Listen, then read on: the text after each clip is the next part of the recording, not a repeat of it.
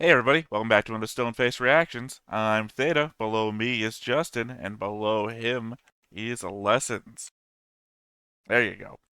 And we are back with another episode of Mobile Suit Gundam The Origin, Episode 5. Before we get into the recap, though, we have a comment from Razor Wolf from Mobile Suit Gundam The Origin, Artesia's Sorrow. I really like the Justin rule so far. The ace custom that Justin would have seen in Seed is Raul Crisset's piloting the, sorry, I don't know how to say it, Cgue, Cgue, at the Battle of Heliopolis at the beginning of the series. If I recall, the trope is that it's a modified or spin off model of a production line of a mecha. Interestingly, there's two versions of the origin and the OVA, and the serialization. In the serialization, there is no opening battle of Loum.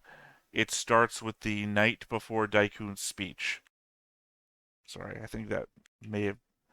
Sometimes I worry that I copy these comments and they're getting auto translated before I see them, and maybe auto translation is doing something weird. Hmm. But yeah, no, No, I there think I is. think th- I think I read that comment, so it's pretty clear. I think he's all talking about serialization of the either the manga or there's a light novel. So No, either no, no. way. He's talking about there's a longer version of what we're watching Oh, that where it's longer. It's not longer. It's the same, but it's cut up into 24-minute episodes. And it's regarded as being worse than this because they okay. cut it up. Well, it's called Mobile Suit Gundam: Rise of the Red Comet versus Mobile Suit Gundam: The Origin. Um, Yeah. yeah, so it's watching the same thing, but caveat. And apparently they're saying that Rise of the Red Comet doesn't start with the battle scene that we saw at the start of Origin. So Okay. Which is weird because if it's called Rise of the Red Comet, you would think that it would, because that would give you an introduction to the idea of who the Red Comet is. I would assume that if you're watching Mobile Suit Gundam: Rise of the Red Comet, you know who the Red Comet is. Also, it doesn't label itself as the Origin, so you might not be inclined to watch it first. Yeah.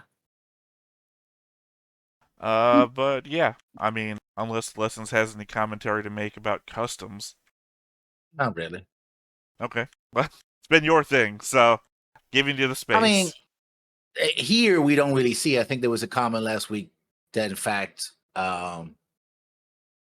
Char's wasn't really custom. It was just painted red, but it wasn't. Aside from that, it really wasn't. It was a Saku one, I think it was. Um, So I because we've seen Saku once, I don't know if we're going ready to see the I Saku think you two. may be you might actually be talking about a comment that we didn't read, but that was posted. I speak specifically. There are comments that were given that break the Justin rule, so I didn't bring them up because Yeah. I believe specifically there was a comment about models of mechs or mobile suits rather that char pilots that would break Which are a lot. that Yeah, would break the which Justin rule. there are a lot of those. Yeah. Yeah, so did not include those. Although I think the comment you're talking about is literally the one that I used for the Macross one last Yeah. week. Yeah. I just Hmm. cut off that uh, Gundam discussion point. Yeah, I think the point that's being given to us is that it's more than just a paint job that makes a custom model. Yeah. All right, well, who wants to go into what happened last time? Not me. I need my memory sparked. Okay. Well, the wars already. Well, it basically it's everything to do with the battles in Luna, particularly the fact that Minosky was defecting from Zeon to the Federation, particularly, well, specifically to Anaheim Industries. Yeah, from Zionic, as it turned out, Yeah, to Zeonic, Anaheim. which again, I have to invoke the Justin rule because, and we talked about this, like Psionic is synonymous with Zeon, but Anaheim Here's the isn't. thing. Here's the thing, though. We can test this point because it was the last episode or the episode before last. Zeonic was loaning mobile workers to Earth Federation. Yep. Yeah. Yeah, so I mean, obviously that must mean the tensions aren't as high as you might think they would be just before the war would start. I mean, a company making money, and then money's going to go. I think Psionic is partly owned by the Zabi family. I don't know. Yeah. That's not actually been shown, but I just mean the idea that we had this whole Dawn rebellion thing, and then the very next thing is we see Zeonic loading out. There is more I could say, but that would invoke the Justin rule, so I can't. And we do see the first battle between mobile suits, gun cannons on the Federation side versus Saku ones. Well, the Iron Cavalry. Yeah. Well, but they're MS 078 Saku ones. Yeah. They specifically throw out the word gun cannon. I just really like saying Iron Cavalry. It's just a fucking badass name. I mean, that's a squadron. Yeah, it is a squadron. Yeah, and they get plastered basically. The Federation gets owned. Yeah, because wasn't this also the first sort of like the reveal of, oh, we have suits too? Yeah, I mean, one of the things in this episode is that they talk that both sides know that the other side is developing suits. Well, I mean, Anaheim knows specifically what kind of suits Zeonic is making because we had the Anaheim manager guy talking to Tem that, oh yeah, no, they've got what mobile suit version was it? They're talking about they're gonna start making M5s, which are lesser designed models because the M4s are just too expensive and over geared or something like that. So over-engineered. Over-engineered. Yeah. So they've got very specific information about what Zeonic is doing over at Anaheim. We never see what Zeonic talking about anything. We don't see anybody from Zeonic. Yeah, which probably was one of the reasons why, not the reasons, but one probably was Minovsky, who basically gave the information. It's like, yeah, I have valuable information. I want to trace that. We never know why he does it, though. He never gets explained. Also, Cassilia now is in charge of essentially the intelligence service of Zeon, and she sets up a coup in the moon-based city of Grenada, right?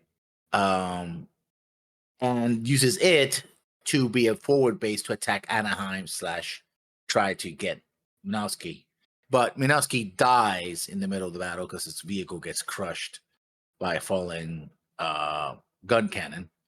Well, and the mobile suits march off like in hiding to attack Minovsky. I thought you were going to say she uses it as a base to attack Von Braun. Was that the other one? Von Braun, yeah, which is the main capital city of the moon, yeah. Well, they're two neutral air quote cities. Yeah. I don't think there's a capital of Luna. I think they're just the two cities of Luna. And we don't actually see the attack. We see them launching the attack with ships and whatnot, but they don't, Well, we see them take Grenada. We see them start the attack on Von Braun, but they don't finish. Attack, yeah. Although I think it's indicated in the news reports near the end of the episode that they've taken it, though. It is. Yeah, there's a newspaper with... Also, we've shown more about the life of Amuro, sans his father, who was a jackass. Now, to be fair, he was there during the episode. Yeah, he shows up and says, "Oh, you haven't cleaned this place up. Put on some pants. Put on some pants," and then he leaves again. So To be fair, that was solid advice. It was solid advice. Clean up this place. It's a pigsty. Put on some pants. They are things he should have heard. Yeah, but the thing is that he leaves his son alone, and it's like someone has to run the entire house, right? Without his father. Yeah, Amuro's a latchkey kid. So it's like, and Amuro also finds out about his father's secret research because he gets into this little room with all the servers and whatnot. Because he left the door open. And Yeah. And he becomes obsessed with it, trying to figure out what it is. Fra, what's her last name? Bow. I think Yeah, it's Brawl Bow. Frobau.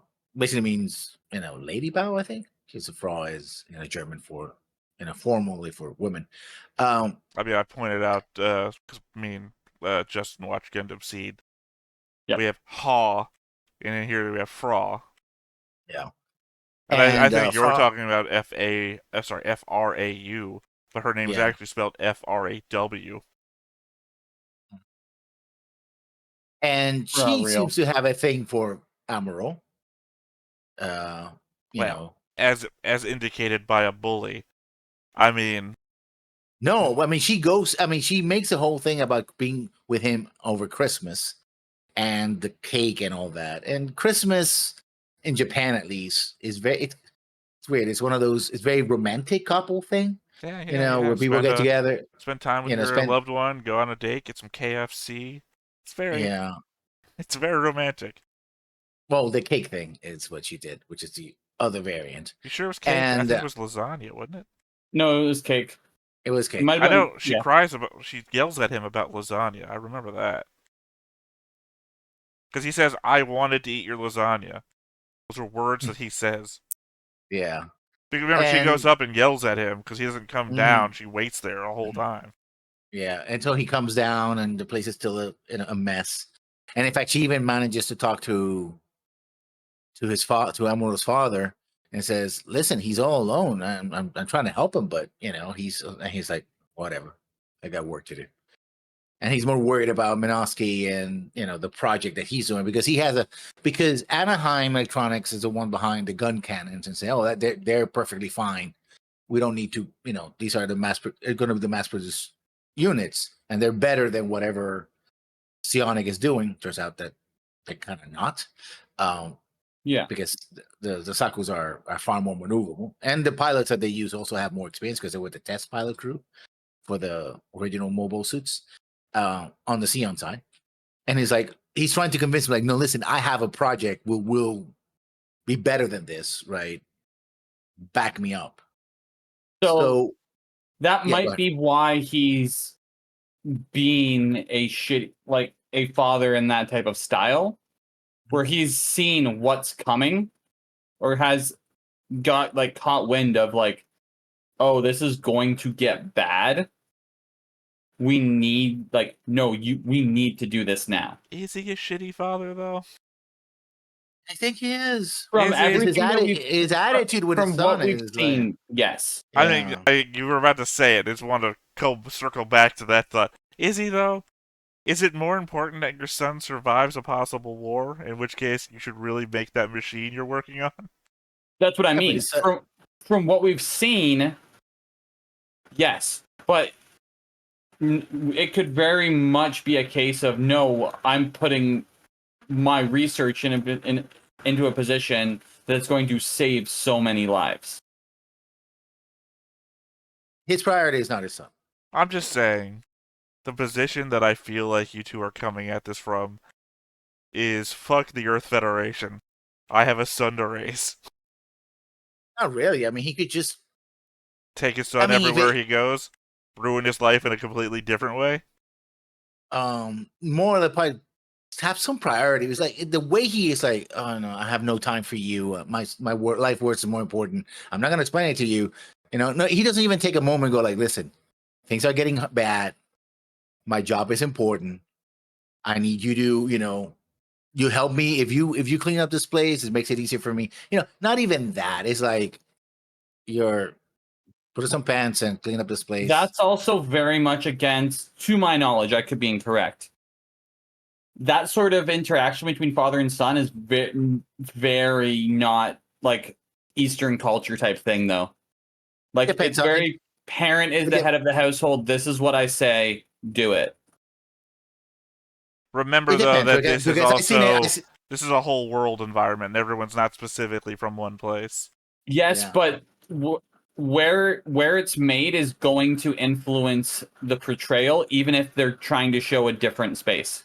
Is what I'm saying. I mean, come on. We even had Zeon, original Zeon, who was a better father who took time to hug his children when he was worried about them, right? Yeah, when he's It's raving like in the next room very loudly, probably keeping Casval awake, which is why he was awake when he walks into the room. yeah, but at least I mean he was worried about them and his wife wife or mistress. It's like, oh, you're waking up the kids. Like, yeah, I know, and he Was goes into he the room. was he worried about them, or was he just more concerned with the fact that he thought he was going to die tomorrow, and this is the last chance I have to see my kids?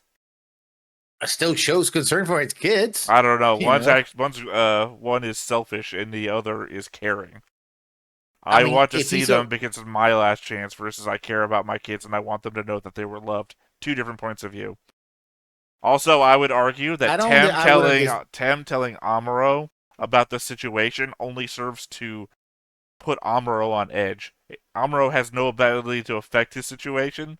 All it does is I make agree him with worry. that. But everybody knows what's going on. It's like everybody can feel the tension. Actually, He doesn't have to tell specifics. not until the shit starts happening, and then the news starts going, and that's when Fraw breaks down. So we see what happens when Fraw finds out. So not Wow. great for Amuro. Also, Tem Even bringing Frog, even Amuro with him Mhm. disrupts his whole life. Versus leaving him in an environment with a bunch of constants around to center himself on, arguably better. So leaving Amuro as a latchkey kid is better than making him like one of those military move arounds. I agree with that. With that sentiment.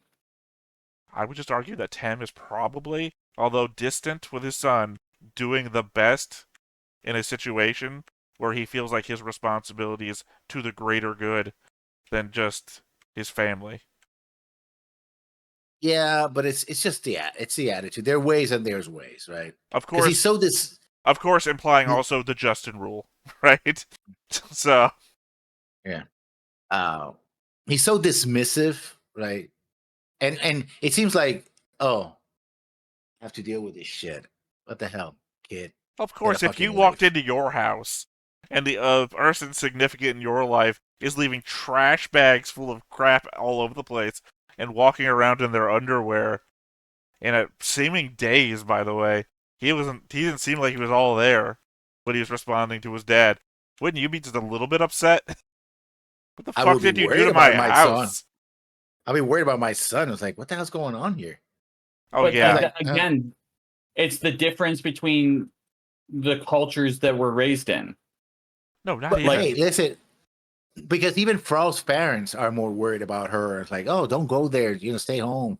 Things are getting dangerous. And she's like, no, but I want to help him, right? You know, uh, Frau parents show more worry about her own daughter than he does when he gets home, In especially when he knows all context, this. the entire conversation you just described happens as she's running out the door, and it's the only thing that we've ever heard them say.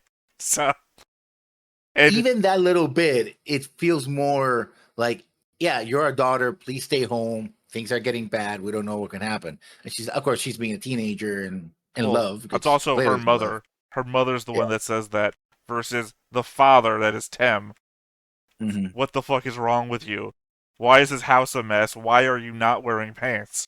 Which I would expect would be the fatherly response. So, it is not a let's sit down, let's talk about this, what is wrong. It's a I don't have any fucking time.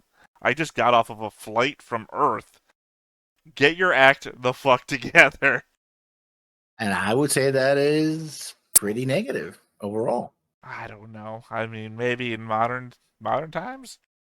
There's such a thing as tough love. There's times where you There's, have to go to get a person to adjust and change. Go, hey, fucking stop it. but it's not even that because he's not like, listen, I need you to do this. I'm too busy.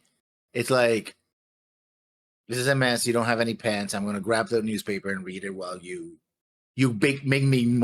Oh, and also expected to have food ready for him as well, right?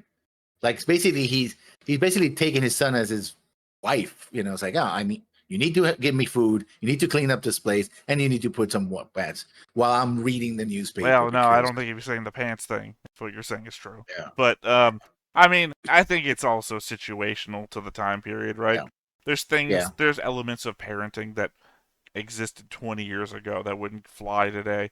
I mean, he didn't say, go cut me a switch. I'm gonna teach you how to act responsibly. You know, Yeah. I mean, I've gotten that before. Go outside, cut your own switch. The oddity of handing somebody an axe to go cut a branch to hit you with. Let me hand you a weapon so you can get me a weapon to hit you. Fuck off. Anyway, um, yeah. Was there anything else? I can't remember. Yeah, I Uh, don't know if you finished your recap. I mean, we get to see Char being his charming self, doing his own thing because he was literally they're like, "Where is this guy?" And Char's like, "Oh, if you found your way, then you're good. If you couldn't find your will, you're screwed. You gotta pick it up, buddy." And it was Well, like, because "What he was the supposed to fuck?" activate a beacon, and he says, "Well, if I Yeah, activate a beacon, everyone would know where I was." You see, you yeah. got here all right. And then he proceeds while everybody else is fighting, he proceeds to shoot down a ship single handedly. And they're like, "Damn, he's actually good." Well, actually, they say, You know? "Oh, he's taking all the fun for himself." Yeah. Remember, these guys And fucking hate Char. They're not giving him any props. yeah. And and that comes on the heels that he requested because he left for Earth, and when he came back to Zeon, he was like, "When I come back, I want to be part of the mobile suit thing." And it's like, Yeah, okay. he got drummed out because they put all the responsibility of the Dawn Rebellion on him as the person who talked Garma into doing everything. And he says, Yeah. "Hey, if you ever do anything with this whole mobile suit thing, let me know. I'll come back." It's like, oh, Garma talked, did he? Implying that you told Garma. But how would Garma know if you didn't tell him? Um or how would Char know if Garma didn't tell him?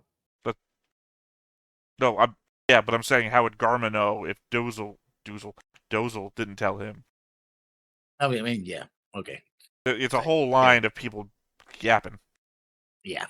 And so that there's basically that's mostly all the episode. The first battle on Luna or battles. Uh, Oh, and a guy uh got shot because he talked too much. Basically, Bergman, pretty much saying. Harvey It's like, Bergman. yeah.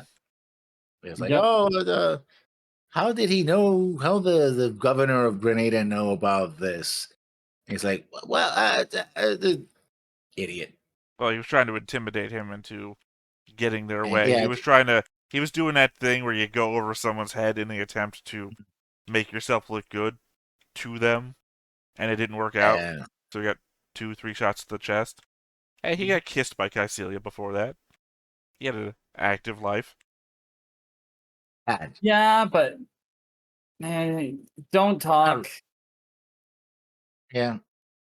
That was also a power move by Cassidy. It's like, nope, we do this our way, and our I way feel is like my she's way. just playing with people. Uh, Oh, Caecilia's completely. power move is like taking both of the cities of the moon, in like a day or whatever. Killing the mayor with a run him yeah, he down got in a thing, yeah, Smokey Wilson. truck. Yeah, Yeah, yeah. There's those are historical his power moves. there's historical precedent for stuff like that though, and it makes sense because like expect one because once you strike on one target, you know for a fact that you cannot easily take the second. So if you can set up to strike on all of your targets at once and take both, that's the way to do it. Also, we see looking at the board, Well, guess I'm bringing up the board Lala, now. Lala Soon. She is on the moon and gets a message from Char, It's the very end of and the she's like, episode. yeah, she's sort of like wistfully waiting for him. So he got her out of Earth, right? And she's like, "Oh, this is so pretty," stuff like that. And it's like, "Yeah, don't worry about it. I'll be back." I'm like, hinting that they already have something of a romantic relationship, between the two of them. But you know, Yeah. My problem is I don't think I have that in my my Thea's Thoughts stuff, but I have gone over this before once. Um, the uncomfortable relationship I feel like Char has with Layla. Yeah, I don't think I have it here, so I guess I'll off the cuff this. I Oh, yeah. feel like Layla is to Char a sayla substitute. I don't, and I guess Justin will here only cover what we know from the show so far. It feels like he treats her as somebody that needs to be cared for and protected, kind of like he's done for Sayla, say, when the T-Blow assassination attempt happens. Yeah. There's an uncomfortable familiarity between the two of them in the way that he treats her that it feels weird to consider them to have a different sort of relationship. Well, but remember, he abandoned Sayla. It's like, oh, I got to do my own thing. She's like, oh, but brother, it's like, nope, I got to do my own thing. Revenge, part one is about to begin by killing people that have nothing to do with the revenge plan. But sure, I'm Right, not. well, They're not gonna, yeah, the fact he abandoned Sayla kind of makes it feel like that surrogate role in Layla, yeah. Lala, is even more Oh, present. Also, he seems to be okay. weirdly possessive about her. Like, oh, Well, I mean, I'm gonna drag you around, and he didn't simply set it up. It's like, oh yeah, you're in my apartment now, whatever. Yeah, sure. it's hard to tell because Um, there's a lot of assumption that can go on in the middle between what happens when he saves her at the construction park to Mhm. what happened to get her to the It's moon. it's a couple of months, I think, like 4 or 6 months between what happened, right? I believe so, but also to play devil's advocate on Char's side here, and in this, there's many real world situations where person A and person B meet, and within 6 months they're married and never get a divorce because they're happy. Is there Like a it's is there a there's sister version? so Is there a sister version of the Oedipus complex? it's not even and it's not even Oedipus, I don't think, I because I don't think imagine there so. would have to be. But it's more of the idea that sometimes you find that person that at that point in time just clicks perfectly into what you need. But also, let's not forget that this is Char, and that we know that Lala has, or Lila, because it's two A's, has some kind of special ability, right? And he knows it. He doesn't know the exact aspect of it, but he's like, oh, that thing should have killed me. Oh, I know that you were, messing with the thing in the casino. There has to be a reason why all these people want you. So he knows that she has a special ability or abilities, and it's like better to keep that on my side of the fence, like in my back pocket, just in case. I had Yeah. I had so many notes that I realized I couldn't talk about due to Justin Rule about this episode pertaining to Layla. And I believe when we were watching the casino thing, I said, "Oh, I'll have so much to say about this." And then I realized the entire discussion was Justin Rule. It's like Mhm. cannot talk. Oh no, because I went like into detail. Like I was trying to break it down because I wanted to know. Um, I guess the thing to say here is that when it comes to the Justin Rule, even though it's named after Justin, I don't know how much Lessons knows, but I'm not that far into Gundam myself. We're not too far from how far I've been into Gundam, so there are things that I know the names of or for that I don't actually know how they work. So I I mean, go ahead. I watched the entirety of many years ago of the original series. I watched MS Igloo. I peeked into Char's counterattack. There's two movies that had to do with Char, counterattacks, no one else. And I do know about what happens afterwards because I also done, War in the Pocket and MS8 team as well, Eighth MS team. which MS eighth MS team, I think especially that one. That's the pretty the good. third, maybe the Yeah, and fourth one that showed on Toonami in the United yeah, States. and there's also Stardust Memory. Although I don't remember a lot of Stardust Memory. Well, I mean, don't But try to. Preferably, yeah, forget as much no, as you can. yeah. So yeah, the last one I saw was Igloo, I'm which just is saying that when I it's come, a side story. So even yeah. though I'm constantly invoking Justin Rule or shouting out Justin Rule just to stop something from happening, there are Mhm. elements that I also don't know that I can brush against in the spoiler realm by saying like the name of a thing, but I don't know everything about it or even maybe how it works. So I had a whole breakdown of trying to guess the mechanics of a thing that I can no longer talk about, Yeah. but know that I was eager to do so. I will say that in fact this series gives you more information about Lala that is hinted at in the basic show, in the original show, but never really explained. Um, I And I'm gonna leave it at that. we did not. Um, yeah, I can't say it. Cannot say. I'll round about here. Before I started watching, up to whatever was it, episode 16, the first time we started doing a UC watch through, and that's when we had to stop. Um, the first time I had said this before, I had watched one random episode of original series Gundam. Maybe like it showed up on TV or something, I don't know. But it featured two characters together that that's the only reason why I know that they're even together is I like viewed into one episode at random. So that's all I really had going into this. That and everything everybody has ever told us about Char in on any other reaction series we've ever watched. Oh, which reminds me, we had a poll. Ah, Who would win in a fight, Char versus Kira Yamato? I guess Char Aznable versus Kira Yamato from Gundam Seed. I don't remember why we had this poll, but it was out there, and everybody, more than half, voted for Kira. Char is apparently all hype, no ability. okay. Well, the argument made for Kira is that Kira, just hops into a Gundam and starts beating up military trained officers as a nobody, and then gets better from there.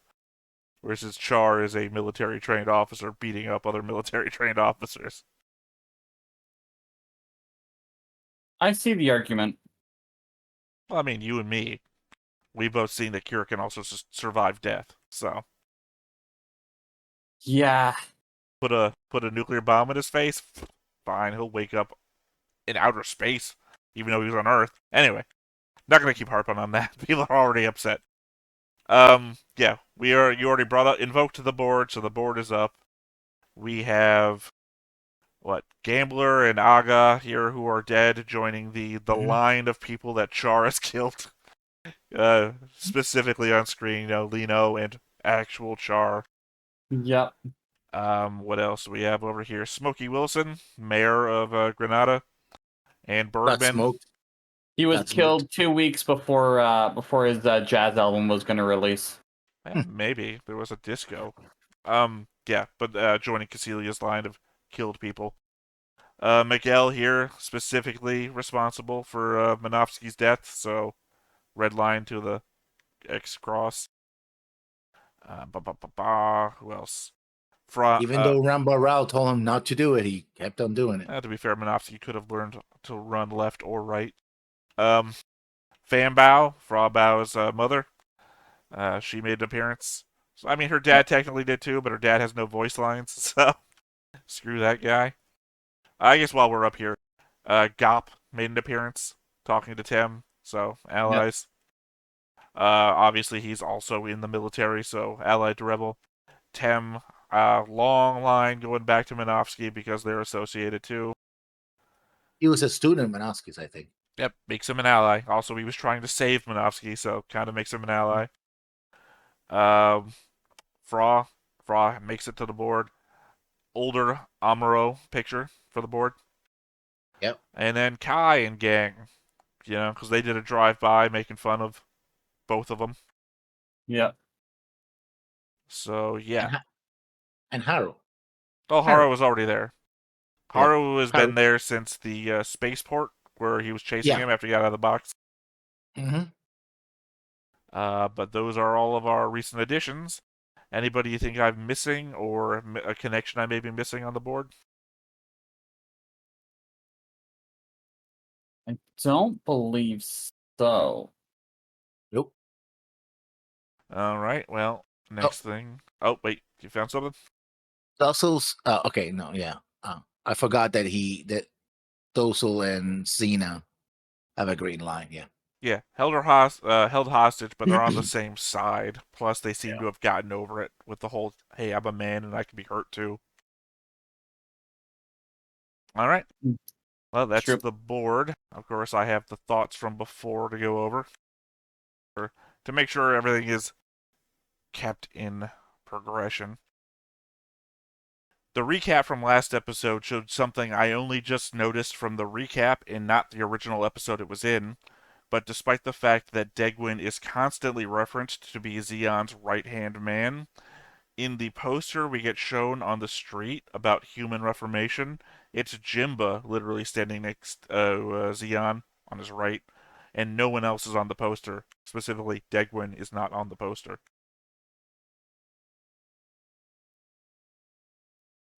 Just artistically showing you that Okay. Jimba is the one who was associated before Deikun pulled his whole propaganda thing. Yeah. I didn't notice that either. So It's in the fighting on the streets imagery.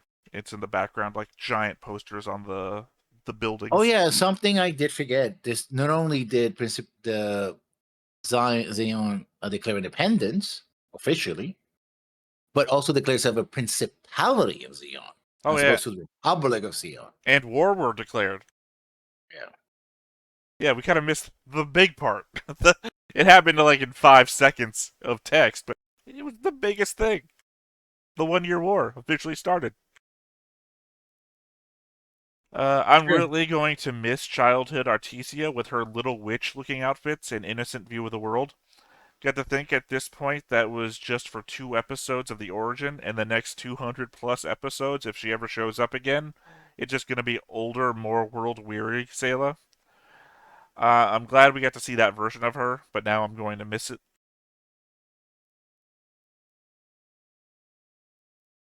Uh, I think it served its purpose. Look, she made an adorable little girl. That's all I'm saying. Vice True. Admiral Revel has this angry look on his face when Degman proposes a new relationship with the Federation. And when he says the seizure of Federation equipment as one of the items, I could understand that. But he actually seems to look angrier at the proposition of withdrawal of Federation forces. Maybe it's nothing, but Revel has been this background character for 2 or 3 episodes that gets poked by a side comment or two when he's in the scene with no lines for his own, and has pretty much let it all wash over him like he's a cool and collected individual. So it just felt slightly odd that we focused on his face getting flustered when withdrawal was put on the table. I mean, they are trying to make him a more important character bit by bit, right? Because Right. most of the Federation types don't get named. I think there's a colonel supervising the academy. He gets named, checked, and that's about it. Actually, I think everybody that gets name checked is on the board. Yeah, So it's not a lot of people. nobody else at the academy got except for Dozel Yeah, yeah. and Gop. Had to zoom in for a second. Yeah, I don't know why I'd forget the name Gop. No, it was just in this case, I thought it was odd that withdrawal is the thing that pissed him off. Not the, hey, give us all of your stuff, but, hey, leave. I mean, equipment can be substituted, and he's probably thinking, okay, if we give him this equipment, it's not really going to give him a huge advantage, right? Because we have more of it. We can just send more troops. But the fact that he doesn't have a presence means essentially he's lost, right? Because now he has this, if he is forced to um act against Sion, he'll have to do a full-on invasion. There's a difference between reinforcing a position, both politically, militarily, and legally, and I have to treat these people as a nation and I have to invade them to take care of them. Right? Basically, what as a military man, it's like I'm in a very bad position because the equipment can be destroyed or lost or sabotaged or whatever, or get used up. They're going to need more than that if they're going to go after us. And he probably has some inkling that they're building mobile suits as well, right? It's like if we accept this, it's not only is a climb down for the Federation, we're in a very bad spot because now, That happens early in the episode, right? yeah, that happens. Now, not only have we accepted, and he even says, "So, hey, we know we done wrong, right?" He's the one who says, "Yeah, we messed up, but we can, we can make amends here." Yeah. But basically, they were saying the only amends we want is you to get the fuck out of our ship, out of our space station. Well, no, Degwin's the And one that says we can yeah, talk this yeah, out, and then yeah. goes into the we have a new relationship. Degwin is constantly pushing the feel that I've said since the beginning that he doesn't want this war, but he is making the most of every position that he's being forced into. He didn't want to fight the Federation to begin with, and then we did the fucking Dawn Rebellion, and then it's like, now we're doing this thing, and he's like, look, please don't push this any further, but also get the fuck out. Yeah, but I think Degwin is more of he's being overly cautious. I think Degwin doesn't feel that they're ready, but he knew this was coming anyway. I mean, Well, that's the whole thing with, it feels like he's letting Giran just push everything, and he keeps saying, Giran, yeah, no, Giran, no. And Giran's like, yeah, but what if? yeah. I think he's waiting to step in to prop himself up in the eye of the public and be like, I know what has caused this problem. It is Giran. I have caught this, and this. Like I think it's just waiting to. I mean, but at the same time, he doesn't say no to being literally the king of Zeon because it's a principality, right? It's like, oh well, I'll take this, right? Yeah, as I say, Sure. he's coasting along. Yeah. So He's I he's think, he's weighing in, but he's not using any authority to stop anything. yeah, I think things are happening. The problem is that he doesn't have fine control over it, and I think that's what upsets him. Right? He's always reacting to what's happening rather than things going according to his plan. But well, Justin rule. Yeah. I don't get the vibe that his plan is the one that matters as much to him. I think he has the baseline and he's making the plan up more as he goes. Which I like. It's more realistic than having some, master manipulator, doing every little bit and having this foreknowledge about everything and outsmarting everybody. It depends on what we consider his like support to be, right? Yeah. It's not unrealistic to think that a military or political leader might have a bunch of plans if he has a like crew around him making plans and discussing it with him, versus if it's just, no, that guy sits in a room in a chair all alone and he's come up with the next 50 plans to take over everything. I mean, I think he has ambitions, he has goals. Clearly, he has both ambition and goals. But specific plans are more like, oh, my daughter just killed my son. What do I do about it? Well, I guess, better make sure Dharma doesn't get in that car. Yeah. My eldest son is, egging on the people to move to revolution. We don't have a military ready to fight. It's like, listen, you got to tone it down. You got to give us some time, right? In other words, I don't think he's opposed to what is happening. I think he's opposed about how fine control he has and the timing, right? Yes. So he's always kind of catching up, like, well, I do want to be this municipality. I do want to rule Zeon. I don't want the Air Federation to rule us, right? These are goals that I want, but things beyond his control, and not just his family, but also what Char has been doing, etc. Is like, well, it happened. Let's take advantage of it, right? I think the most I'll agree with is that your proposition that he's the overly cautious one, because you got to remember he's also the generation behind all of his kids. So he's closer to say Roslucia and her proposition of this is the revolution that we talked about in closed rooms, sort of thing. Yeah. Where he's like, we can't beat the Earth Federation, stop pushing them so much, versus Giran and family, who are the kids who are just like grew up with the concept of revolution and like, fuck, what do we gotta lose, right? Just push it. And the Zeon having his own military and developing the mobile suits and like and other things and like Well, I we mean, have all the power. We don't use it. It's gonna be use it or lose it. right, I Right? just mean that when you look at it, it's the kids that are doing everything, and Yeah. Degwin as the patriarch of the family is just like, guys, come on, please. Oh, we just declared war. Oh, all right. Well, lead me to the balcony so I can give a speech or something. Yeah. No, I definitely see it. All right. This might be considered cheating, but just had to look considering our discussion last episode over whether Dozel's good guy status is being marred by him being a groomer when it comes to Xena. Remember, this is something I said before, not Yep. specifically about our conversation, but a conversation that was had. Dozel was born 0051. Xena was born 0056. That means with his proposal, that whatever they do is taking place in 0076, that he is 25 and she is 20. Everything is still fine. Still Oh in the yeah. safety zone, even considering Japan's age of majority laws. Dozel isn't a groomer. He's just a super awkward giant teddy bear of a man. Yeah. He just again, he's like in 70s or 80s prom photo. He looks like a 45-year-old man, but Yeah, he's not. right. That's the point.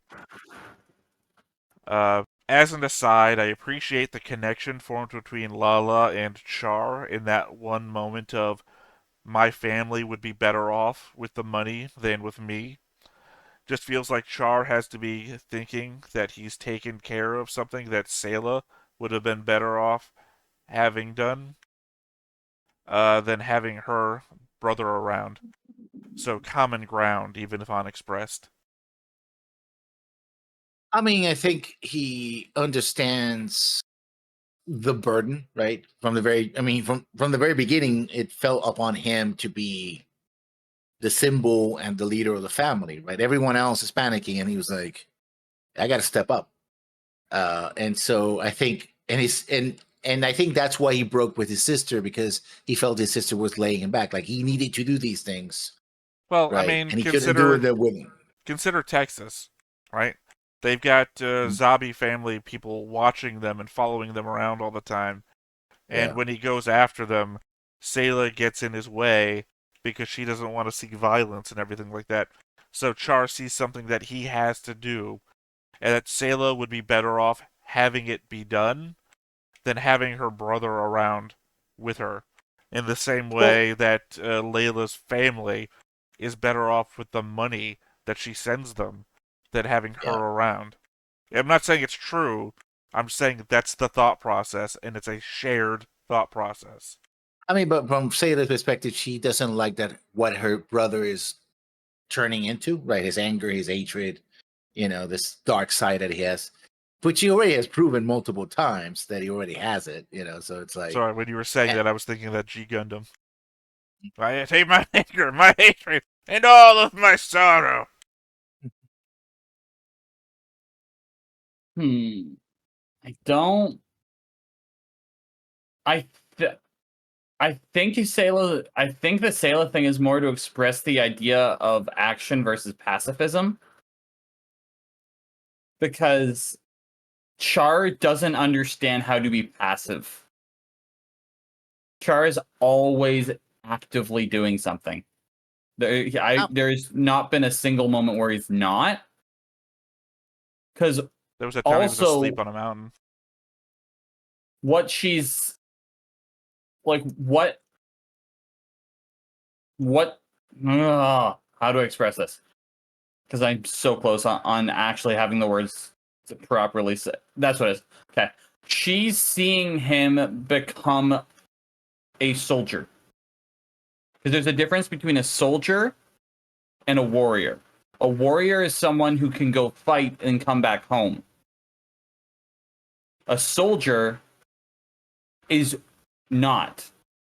In classical terms, the difference, a soldier is simply they are meant for war. I mean, I think in Char's mind, being passive just puts him in danger, right? Yes. If her mother died because they allowed her to stay in the castle, in the tower, and never went back for her. He went along with that. When he was in Spain, he was being passive and trying to keep his head down, and he got attacked, and his teacher got murdered, and his adoptive father got battered and nearly killed, and they nearly got killed, right? Being passive doesn't get him anything, right? But of course, Completely. he's someone who takes it a little too far by saying, "Oh yeah, this person might help me, but they're too much of a risk, so I'm just gonna have them murdered, right? Because nothing can get between me and whatever I need to do, right?" Yeah. I mean, if on one hand, had he been passive in the ship when he went to the ship, he would have been blown up, right? Both of them would have been blown up, and that would have been that. He's like, "Oh, I'm gonna take steps not to have that by sacrificing this idiot who was so gung ho to join the academy." If he hadn't, I want to even argue. I mean, these are not good things, but they're understandable. That if he had not killed what's his name, who identified him, who was so overexcited to be his supporter, he always was running the risk that this guy was just going to let it slip. Oh, by the way, this is not Char. This is not this. This is the heir of Zeon, and it's like I'm not ready for that yet. That's gonna get me killed, and probably get my sister killed as well. So Yeah. you gotta go, dude. Yeah, Uriah Gambit with you, basically. Yeah. So he's actively becoming a weapon of war on multiple fronts, both physical violence and the manipulation that comes with trying to succeed. And the same thing happened when he's hiding on Earth. It's like, oh, these people are causing trouble. They're attacking. Okay, I'm gonna have to kill them all because that's the only way to go. Yep. I mean, mind you, when somebody shows up with a gunship and starts, shelling a harbor, you're like, well, either I find a way to knock them out, or I have to run very, very fast, very, very far. So you're Yeah. conflating two different scenes. No.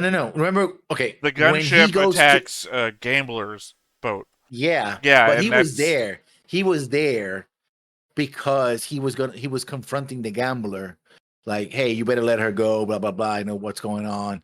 Then the gunship shows up, attacks. He pulls Layla off, takes her back to the mining area, right? with Gambler. Like I said, I don't think he was there to confront Gambler. I think he was there to talk to Layla. And then Yeah, Gambler shows up, and then they start Yeah. having like a showdown incidentally. But yeah. I thought you were talking about when the gun tank. What did they show up with? Did they show up with a gun tank? No. They show up with a gun. When I say gunship, it's a ship that has No, guns. no. I'm talking about but so, later. oh, they show up when machine guns and jeeps and armored personnel Okay, I think carriers. I'm just remembering the mobile worker then. Yeah, he takes a mobile worker and Yeah. even when he was being passive when they were being extracted, he was forced to take the controls at what 8 and gun down all the other gun tanks. Right, show how how cool he was. So there was that.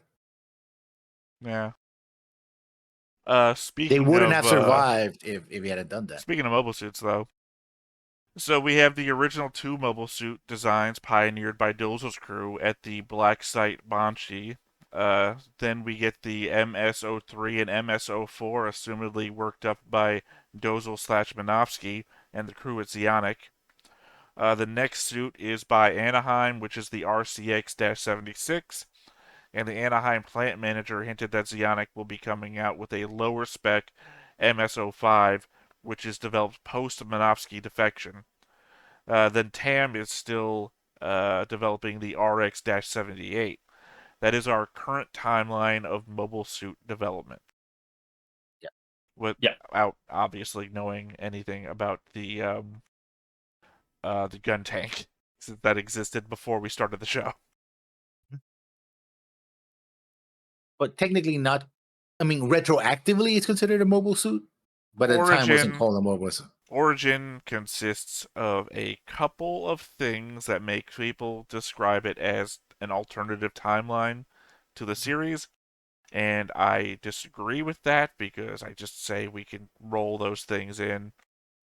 they're just like minor inconsistencies that don't overall change the story. So Yeah. So retroactively, it's not a gun tank. The gun tank is not a mobile suit, but eventually it just gets turned um since because I originally it was a mobile suit. brought it up, I'll say this one thing since technically kind of I don't even know if it falls under Justin rule, and if it does, I just apologize Not now. really, because in any No, pictures that you see about them, not this. The thing I'm about to say. okay. In the original, this is so minor that even if it is Justin rule, I'm just going to apologize and move on with it. In the original, Amuro designs and builds the Haru himself. He is the creator of Haru. In the origin, we see it's just a thing he bought in a box. So, it's just a toy. And that's one of the major differences people point to when they say this is an alternative timeline. Which makes Amuro a little less technically effective, a little dumber. Except that in Origin, we see him studying the schematics for the RX-78. And But he doesn't everything. understand he's like, I'm missing something. I don't know what it is. So Yeah, but like that's a kid studying the schematics for a mobile suit. Like, of course you're missing something. I'm just saying, I don't think it adds or takes away. I think Mhm. in equal proportion, he's still the same character. Yeah, pretty much. Interesting tidbit, but the site I normally get all the headshots of characters for the concept board only listed the character of Granada Mare as just that. It wasn't until the newspaper appears on the screen for all of 2 seconds that I got his name as Smokey Wilson. More interesting of note is the fact that the newspaper article, despite being on the screen for only, again, 2 seconds, goes over the fact that he was a liberal politician supporting cooperation with the Earth Federation government and the possibility that after his death the city might lean towards the colonies. It also covers the fact that the truck that hits his vehicle was also manned, and that driver also died in the collision. 4 dead on site. Smokey died in the hospital later that day. Again, this is all in the newspaper that was only shown to us for 2 seconds. It even goes so far as to state that the police didn't find skid marks from the truck that was going the wrong way, implying that it never attempted to stop. I mean, they even have pictures of the 4 other guys that died. 2 seconds. This is what I Yeah. talk about to you, by the way, Justin, when I go at length in Gundam Seed about how they've copied and pasted news articles from the real world into their shit instead of making up, stuff that should Mhm. apply. That's why it's so disappointing to see it there. Got it. I mean, it's when you see a load of code in many screens. It's like it's a document for, it's a basic document about how to do spreadsheets in It MS Word depends. or Did I bring up 86 with you before? Lessons? yeah, you did. Yeah. Mhm. And how in depth all of that is. And then Origin has equally that much depth.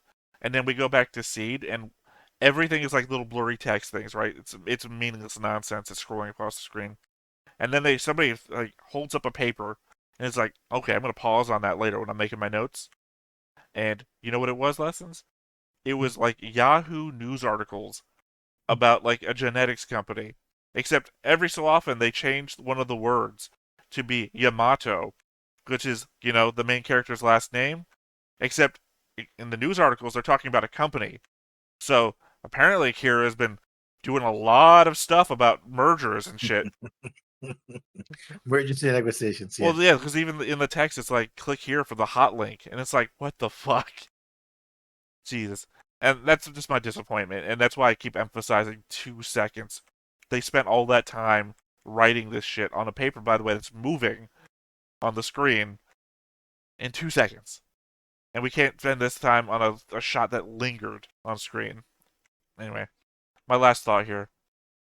I feel bad for Fra. She's putting in all this effort to help Amuro when his dad is gone, and Amuro is just a fucking mess. He doesn't clean up, he doesn't get dressed. I'd almost say he's like me for real, but at least I can cook if I need to. Basically, she's putting everything into this, and he gives nothing back. until she has a breakdown in front of him. I know I'm bad with social interactions and reading people, so thankfully they also added the Haru to tell us that Fra is nice, and even Haru likes her. To which, of course, Amuro threatens to kill him for that. I'm going to take out your batteries. At least Char saved his sister 3 times before abandoning her. Amuro did nothing but slack off until someone broke down crying in front of him. Agreed. Wholeheartedly agreed. Yeah, I agree, but up to a point. I think different people deal with stuff differently, and I think he's just overwhelmed, right? With the fact that he's, been moving around. He's not, though. Remember, Yes. his dad's not taking him anywhere. No, but he moved around from Earth That was years to the ago. station. Years Yeah. ago. And I think the parents are divorced as well. They got divorced before that. Yeah, Justin Rule. Yeah. Yeah. There's an entire episode dealing with that. That's a Justin Rule. Don't spoil the fact there's an episode dealing with that. Yeah. But yeah, my point being, it's been years since that.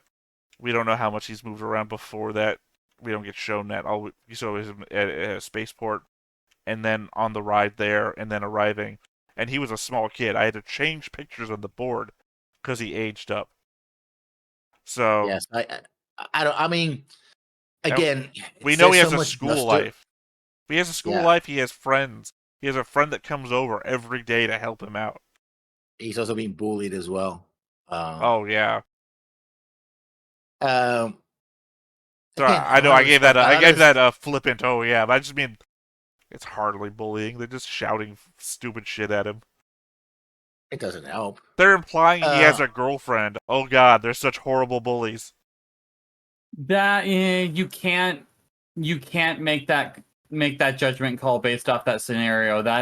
Here's 2 things that'll defy what you just said. 1, I'm an asshole, and 2, I just did. Oh no, I'm not saying that it is not possible for you to do so. No, you said I can't. It's literally you're saying I cannot do that. I am saying that from a logical basis, that could absolutely be bullying in that scenario. Oh yeah, no, my implication was more so that if this is the bullying he's going through, he should be glad. Look, he's in a school environment. He's gonna get bullied. He should be happy that, what is it? God, I can't remember his name off the top of my head for some reason. Kai. Kai and his 4 other male friends aren't pinning him to the ground and doing shit to him. There are worse scenarios. Kai owns a truck. Think about any 80s movie where the bully owns a truck and you're on like a little bike going down the road. Hell, it happened in the Goonies. Kid gets to run off the road on a bike. Come on, man. Yeah. He's got it good in the realm of bullies. I mean, the problem. Okay, anything I can say about Amuro is Justin. So, absolutely everything. The problem is we have spent very little time, except for last episode, and even then, very little time, getting to know Amuro yet. We can't really talk about him as a person until he gets developed on screen. So, our insights into him are flawed at best. And obviously, even though Justin is the one that likes to point guns at kids, I'm the one that's willing to let them get bullied. So I guess choose your evils. No, you're the one that tells them you should be happy this is how you're being bullied. Yeah. I prefer psychological torture, and you prefer just to shoot them dead. So... No. We didn't have to say shooting kids. Well, I believe the rule is you don't point a gun at anybody you don't intend to shoot. So either you're advocating for bad gun discipline, or you're advocating for shooting kids. It's one of the two. I'll let you decide. Yeah, I'll make a poll. Anyway, moving on. Well, moving on. Is there anything else you guys want to bring up before we get into this? No, I mean we're No. getting closer to the events of the series, to the point where I guess there's going to be an overlap. Well, war has already been declared, so we are at the beginning. Despite what Dawn of Rebellion episode said, which was 2 years ago, We are now literally in the 1-year war because the Yeah. war been declared. Yeah. All your base are belong to us.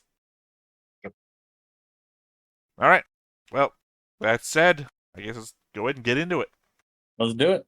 But before we get started, Make sure that you hit the like button. Hit that subscribe button. Comment down below to feed that algorithm. on top of all that, if you want to watch more shows like this, Unfiltered. Uncensored. And uncut. as well as some early access stuff, You can check it out over on the Patreon. It's just $5 a month, but hey, no pressure. There's zero pressure in order to do that. It's just a little bit of extra support, and it would be greatly appreciated. Yeah. 人類の歴史は戦いの歴史でもある。人はなぜ War. この愚かで悲しき War never changes. Also acceptable is what is it good for? Absolutely everything. ザビ家のみがこれからの歴史に責任を負うのだ。ある者は一族の権力のために戦う。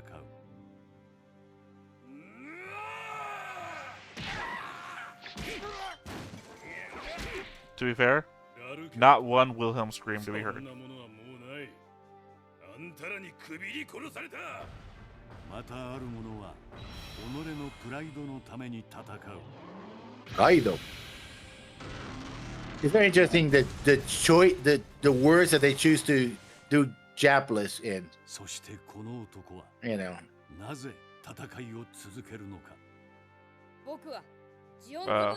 Revenge? Right. No, they just asked, and what does this man choose to fight for, or continue to fight for? I'm pretty sure the show has made it pretty clear it's revenge.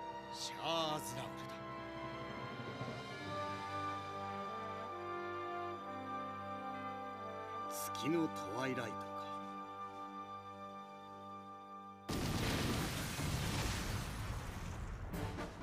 宇宙世紀 TIE bomber. I was literally thinking that too. Yep. 全てはこの男の死から始まった。 I also think I may be 2 seconds ahead of you, considering the time it took you to say that. お父様は殺されたのですぞ。ザビ家の連中に。 No, my father wasn't assassinated. The way they did that recap, he was looking right at me. Again, her best haircut. 0069連邦は大軍の敵だ。独立だ。混沌とした時代の中、月の彼方に位置するスペースコロニーサイド3で地球連邦からの独立の機運が高まっていく。宇宙世紀0071。さらにジオンは地球連邦との戦いに備え新兵器の開発を進めつつあった。これで連邦を叩き潰す。 宇宙世紀 Again, the Dawn Rebellion 君は自分の starts the 1-year war 2 years early. よし、出撃だ。ジオンにおける連邦への反感はピークに達し、士官学校生による連邦 I do appreciate at least we got to see some tanks get used. 作戦が実行される。 Mm-hmm.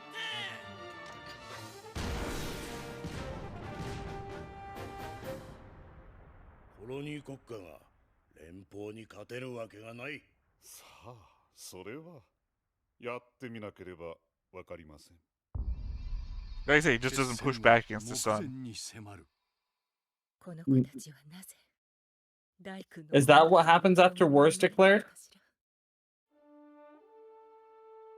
大きくなって立派な人になってたくさんの人に幸せをあげなくちゃ。時代に、そして悲しき運命に翻弄され続けた兄弟。 See, little witch outfit.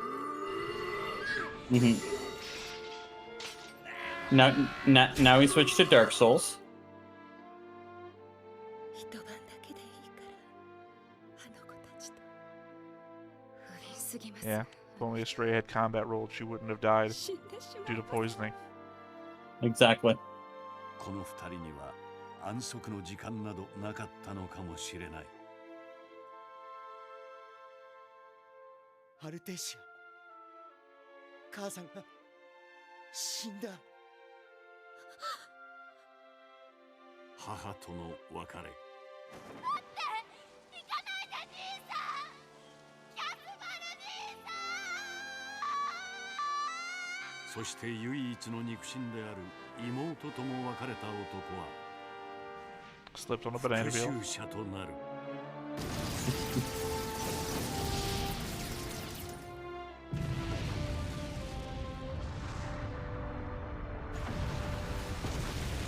この男にとって復讐こそが正義だった。 See? Revenge, like I said. そして人類は未だかつて経験のない戦いへと進む。連邦との新しい関係を築きたい。ただし資産の没収と連邦軍の完全なる撤収を前提として Boom. 世界は行く Angry ところ withdrawal. まで行かねばならんようだ。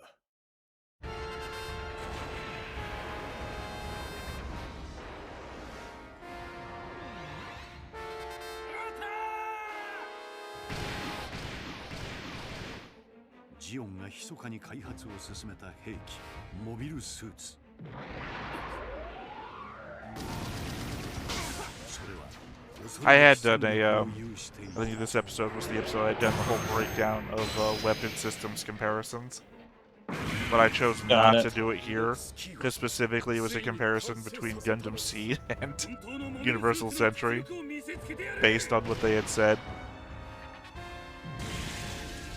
I didn't figure Lessons wanted to sit around for that.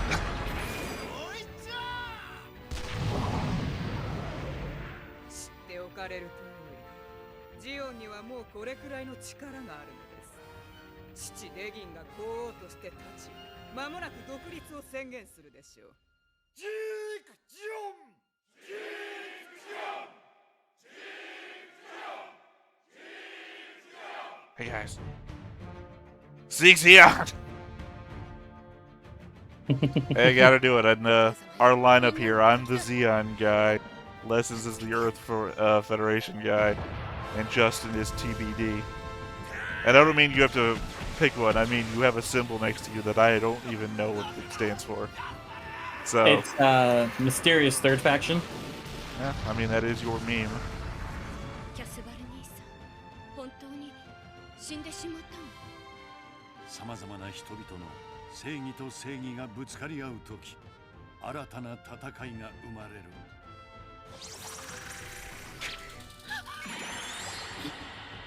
Oh, that's right, that's when Layla's head exploded. RX78 コードネームガンダム。No, it's not an abbreviation. Shut up. Gundam Seed is so fucking stupid. 終わりはあるのか。赤いな。 Everything's an abbreviation. What does char stand for? Go. Casval had a revenge. Casval, he had a revenge.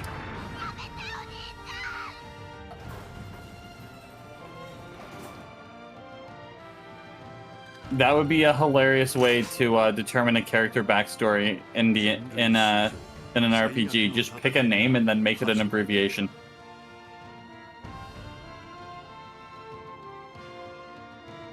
The funniest thing that I remember is how much Griffin argued with me when they said the worst war in human history is about to begin. I just remember he was like, oh, really? And all I gotta say is wait for it.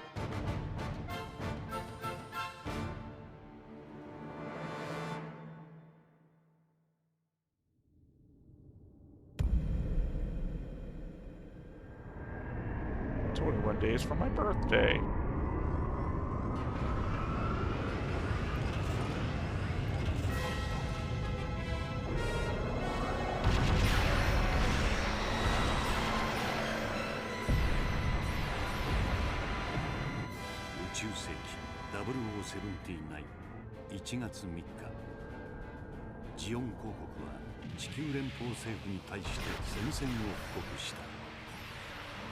This is just fireworks. Don't worry, everyone's fine. And look, I know that I represent Zeon here. But you gotta admit, our ships look fucking シリアザビ stupid. 少将式のモビルスーツ I mean, it's a whole rocket ship thing that was still around from the 1970s. So They look like what Flash Gordon rides at the end of the movie.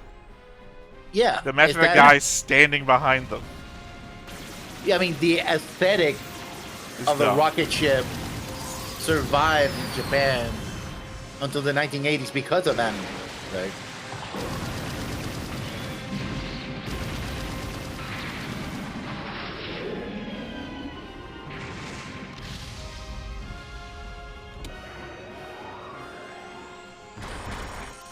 And that last ship that blew up was just an off-brand transformer.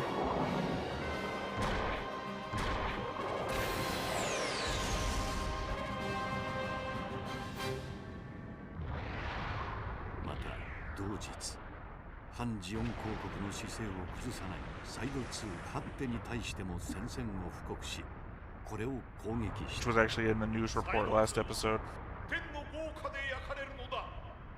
スペースノイドの大義に反逆した者への正当な報いである。彼らは Side 2 will be burned by the fires of heaven. Jesus.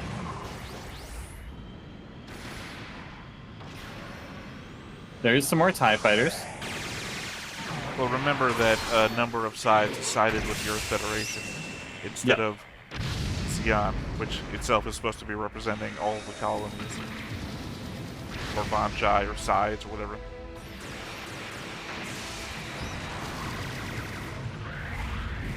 My problem is that when I say colonies, I feel like I'm talking like a Gundam wing. 隊長、ラル中佐殿。敵の抵抗はほぼ排除しました。これは戦争ではない。愚かなハッテ指導部を我々に敵対させた連邦こそが真の敵なのである。殺戮だ。我が同胞よ。 Yeah. We will strike fear into hats and put them on our head.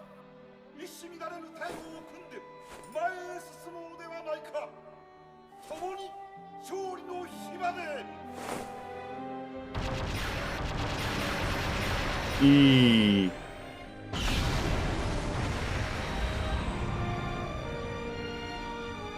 And there are millions of people per colony, so yeah. Yeah, that's a what just happened there is a spicy meatball.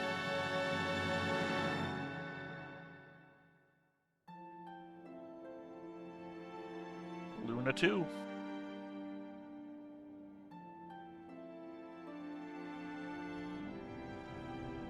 Side 7.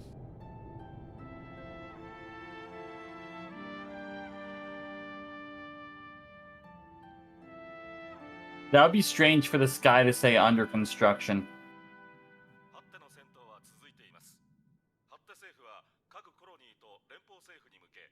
Hate issues relief request.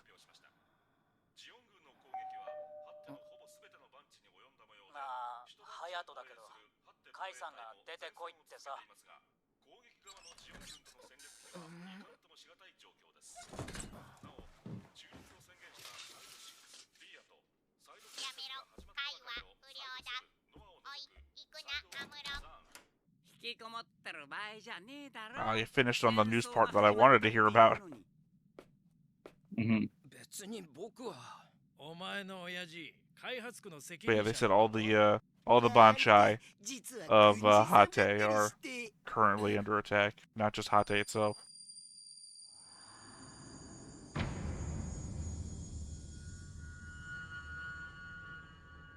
Paid a lot for that shot, could use it twice. 開発区に行くんなら早く行きましょうよ。僕柔道の朝練があるんで。え？開発区へ行くの？あそこなんかに読んでね。裏で何をやってるか。あそこは近づいちゃいけないって父さんが。アマちゃんね、アムロッカン。いつまでも親の言うことなんか聞いてたら成長できないわけ。精神的に。 But my dad only tells me what to do once a year. I really listen when he does.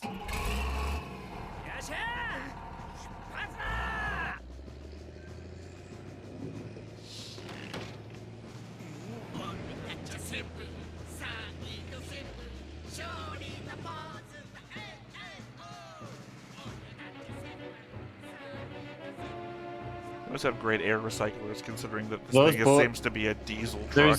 There's gonna be a lot of I Tractor. think we're gonna lose most of that group.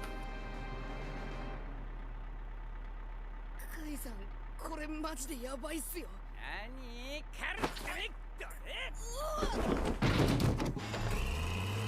マジ？海自然様が。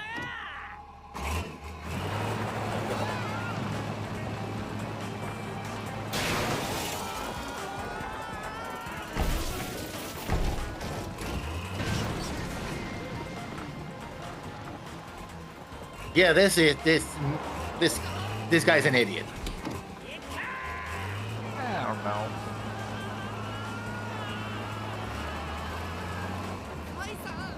You kept the tractor front thing up so he'd be safe.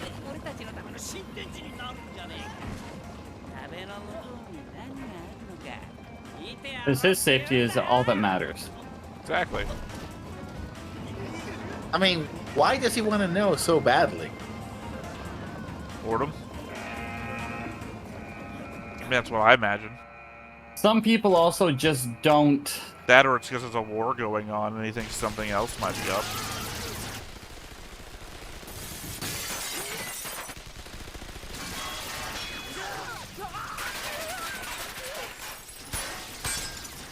I was getting the war vibe as well.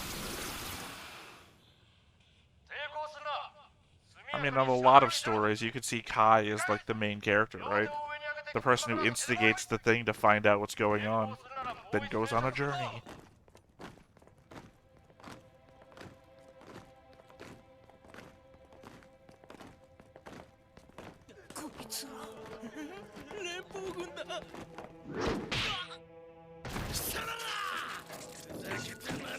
Why did he got smacked? He didn't do anything.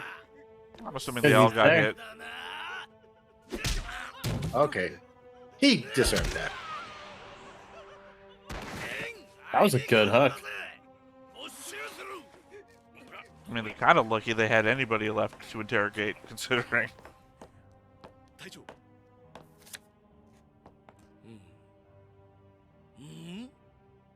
おい貴様、いや君テムレイ開発主任のお子さん？そうですけど。ねえ、そういうことは早く言ってくれなくちゃいかん。さあさあ、こんな連中と付き合ったりせずに早くお家に帰りなさい。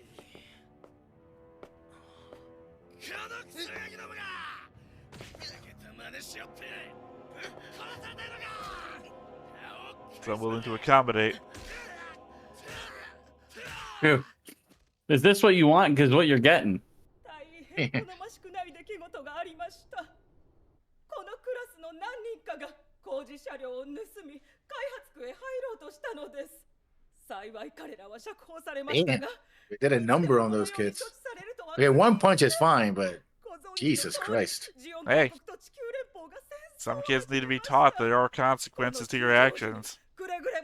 Words don't do it. God, I am an asshole. I'm glad that you came to that conclusion. Look, I think these thoughts are true, but also maybe that is more than I wanted to do. Wait, there's no pulling back from this. No, there is not pulling back from what you just said. Yeah, well, they're animated characters, and I have no kids. I think I'm safe. Uh-huh.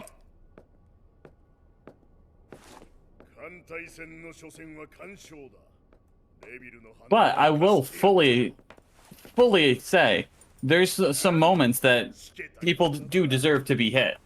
Do I think that was one of them? Maybe not. Oh yeah, no, certainly that was one of them. あっての戦力なぞ取るに足らぬものです。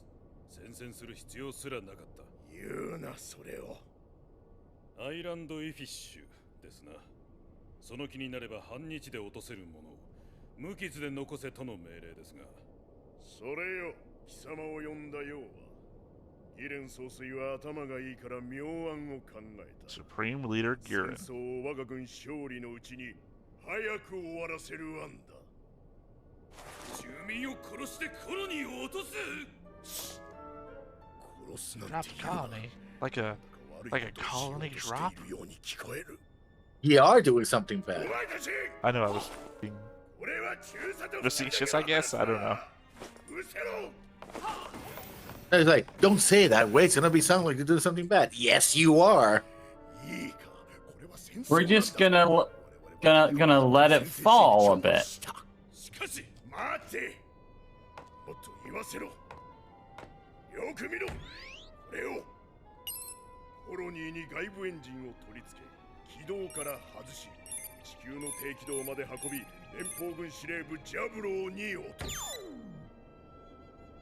わかるな。奴らが我々との戦争を想定して作り上げた厚さ1000メートルの岩盤で守られたジャブローもこれでぺしゃんこだ。 The thing I wanted to bring up before. Jaburo was the place that Char was working at. Got it. It was on the signs, so.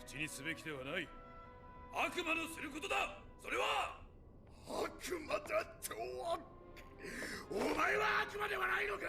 Yeah, you're not wrong. 市民1億の血にまみれた貴様だってもう立派に悪魔の片割れだ。あっての連中はどの道死ぬ。ならば奴らの死を価値あるものに変えるのはかえって理性ある行為だと思わんか。思いません。なぜ思わんのじゃ。どうするか。狂ってるよこの戦争は。 This isn't war. This is madness. It's arguable that Zeon would have not have called for this.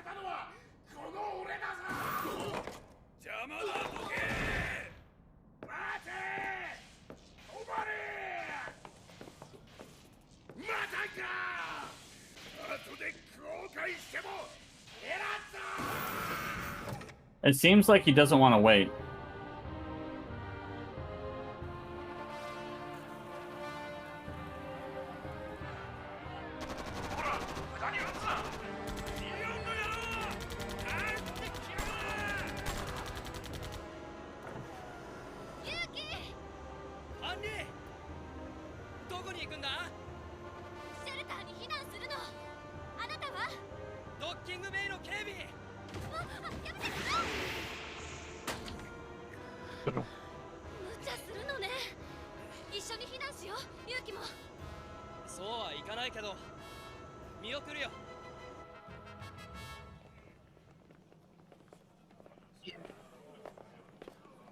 I believe Island Ifish is the capital of the side.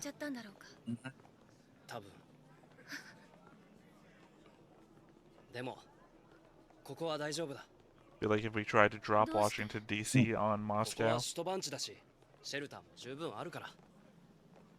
probably get the job done. Which is exactly what Zeon is thinking. Zeon the place, not the person. He's dead. Yeah, but like same name, so like it's his legacy, right?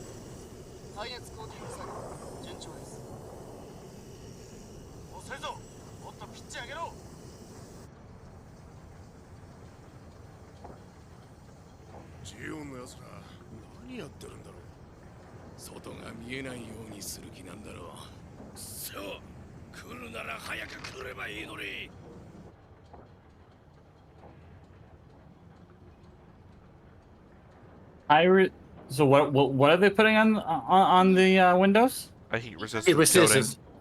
Yeah. Okay. Well, I mean, you know what they're planning to do. We've already gone over the plan. Yeah. Though I don't suspect that would have mattered much, considering how thick we've seen the outside is anyway. We saw giant craters blasted in it at other places. But the idea is that if those glass does break in re-entry, it might miss the target. Yep. My point is that I think it's so thick that it wouldn't have mattered either way.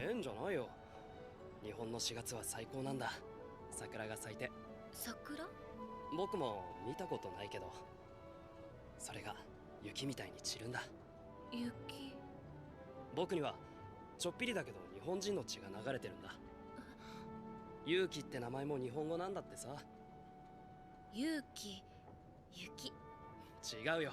雪はスノー。 Oh, snow, of course. That's foreshadowing right there. 日本には雪が降るのね。いいな。 Yeah. Yeah, he gonna die. He got a flag waving. 一緒に？そう。 No.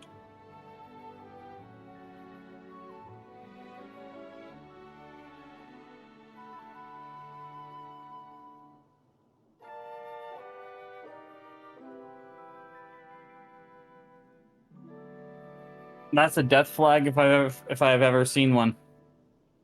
Wall pop. 耐熱コーティング終了。ドッキングベイでの抵抗はほぼ排除しました。ブースターの取り付け作業順調です。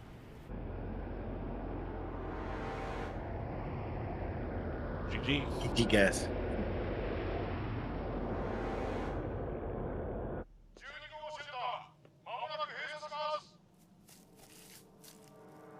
ここにいてね。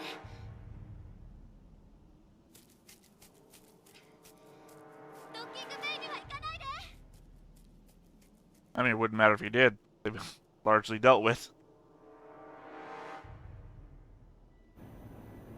ダブル G ガス注入。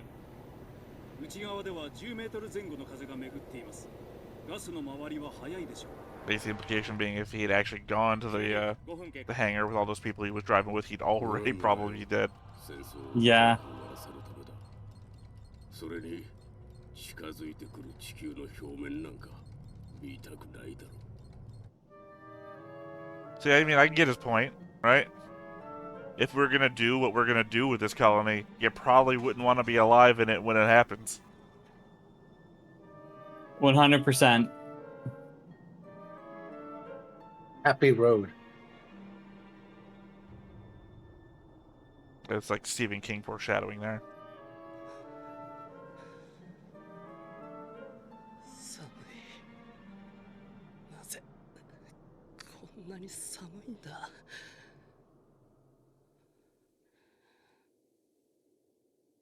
Maybe cold like snow? I mean, I'll say the first time I saw this, I completely misconstrued what was happening. ファンリーに教えてやらなくちゃ。でも。 Yeah, no, you're dying, dude. The moment you started acting all happy about life, I was like, eesh. どうしたんだみんな。ダメだな。 No, no. Yes, because that's how you sleep on stairs.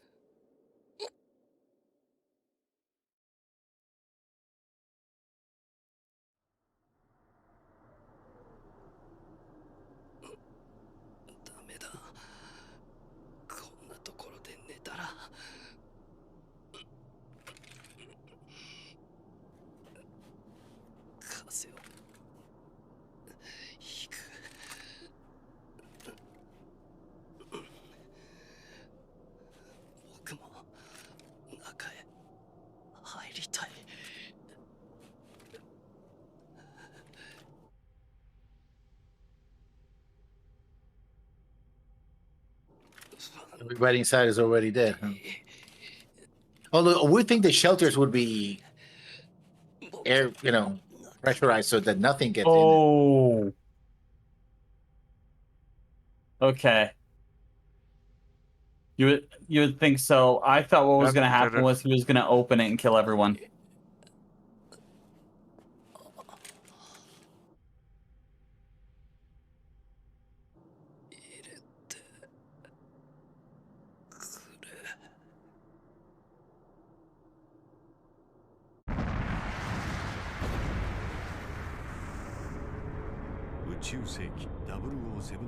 Sorry, just a remind though, when you're talking is when people won't be able to see what's on screen. So I just wanted to make sure that that poignant moment of the child's death made it in. 落下予測地点は地球連邦軍司令部ジャブローを地下に抱く南米ギアナ高地だった。ジオン軍との海戦エリアに向かいつつあったティアンム中将の艦隊は急遽目的を変更。This guy's name has caused me no end of suffering too, because I can't help but say Tiananmen instead of his fucking name. Okay, I'm glad I'm not the only one who looked at that and went, what?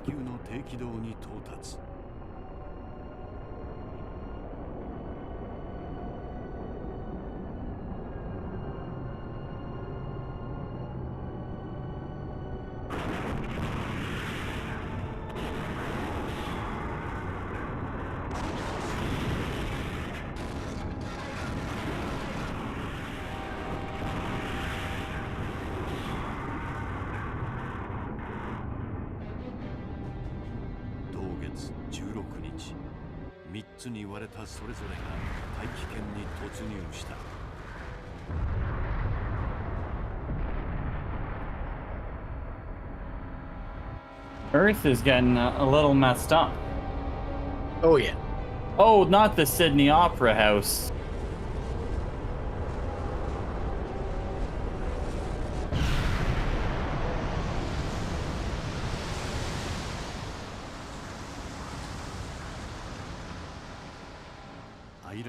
Fish の落下は地球に大被害を与えた。米部分が直撃したオーストラリア南部は壊滅し、さらにカナダ南西部を襲った巨大な陸地部分は God damn it, southwestern Canada. It probably, I probably got hit by that.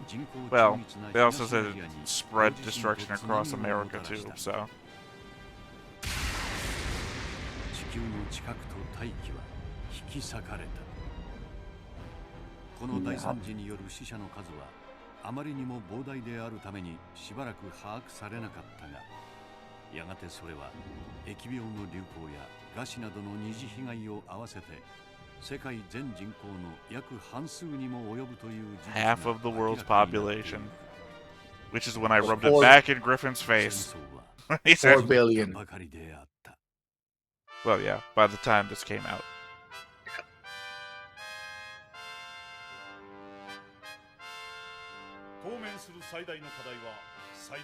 Kind of hard to say we did nothing wrong anymore. Yeah. それとも連邦側に立つべきか。ただハッテの場合と違うのは、彼らにはすでに連邦の強力な支援が約束されているということです。現在ミランダに向かいつつあるティアンム艦隊は連邦宇宙軍最強です。TNM. Yo, they're riding a line with that name. 敵対勢力が優勢になったのです。ルームもまた相当されなければなりません。この聖戦に勝利せんとするならば、ルームこそ最も重要なキーストーンになります。何十億人も殺して、それでもまだお前は犠牲が足りないというのか。 See? Stegman don't want this. 何人が死んだかという問題ではありません。敵に勝つことが重要なのです。ジャブローがなお存在し、連邦側が交戦の意思を明確に示している以上、それは我が方の計画の失敗によるものだ。そうだな。ブリティッシュ作戦の責任者は無論厳重に処罰し、統括者は十分な償いをさせます。わしはこの計画の立案者だった。お前のことを言っているのだ、ギーレン。勝利者にさえなればいいのです。戦争犯罪者として訴追されることをお望みでないならば、Yo, yep. ための最善の指導をしている私をご信頼なさるべきです。部屋に戻る。ガルマ、肩を貸しなさい。Hey, remember that thing I said last time about Garma and Degwin? やれやれ、年を取られたな、父上。Yeah, yeah. Yeah.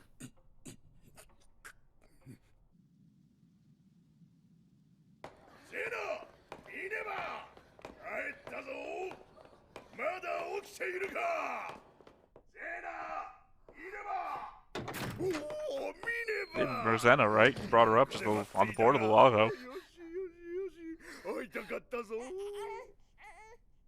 お、目が覚めたか。パパだパパだ。お父さんだぞ。お前のお父さんだ。いい。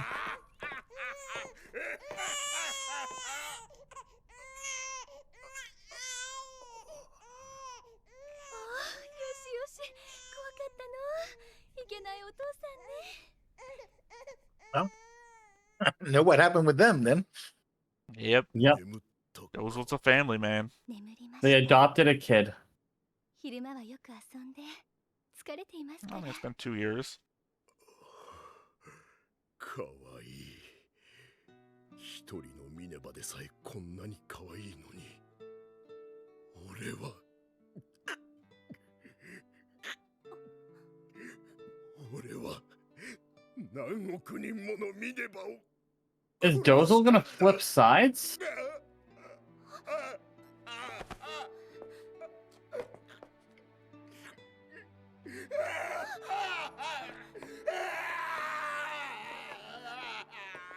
He's so the kindest hearted in the family, and still he went with it. 俺の顔は恐ろしいか。俺は悪魔か鬼の顔 I think he's kind of hearted, but he's not the smartest. そうだろうな。 No, he's definitely not. そうなのか。本当にそうか。ならいいが。ザビ家は昔の方が良かった。この家にいた頃は皆仲が良かった。サスロワにもいた。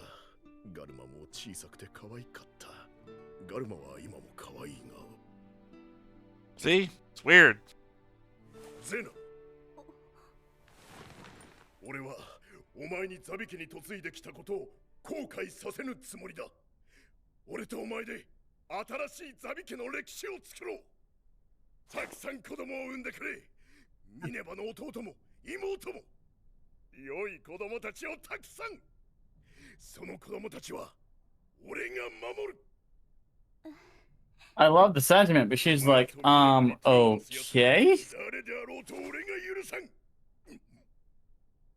そうか。これが戦いの真実だ。愛する者がおればこそ人は戦わねばならぬ。はっての奴らも連邦も弱かったからいけないんだ。奴らは奴らのミネバを守りきれなかった。無様と言うべきだ。 Basically the opposite of every other Gundam message.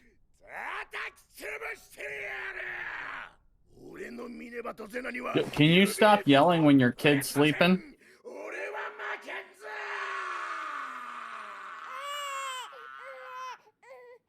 Yeah, that's. Don't be a hypocrite. You didn't say that to Zeon when he was ranting.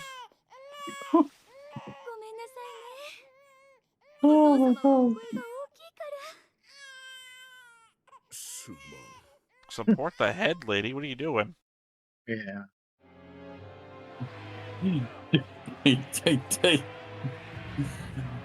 Wonder she's.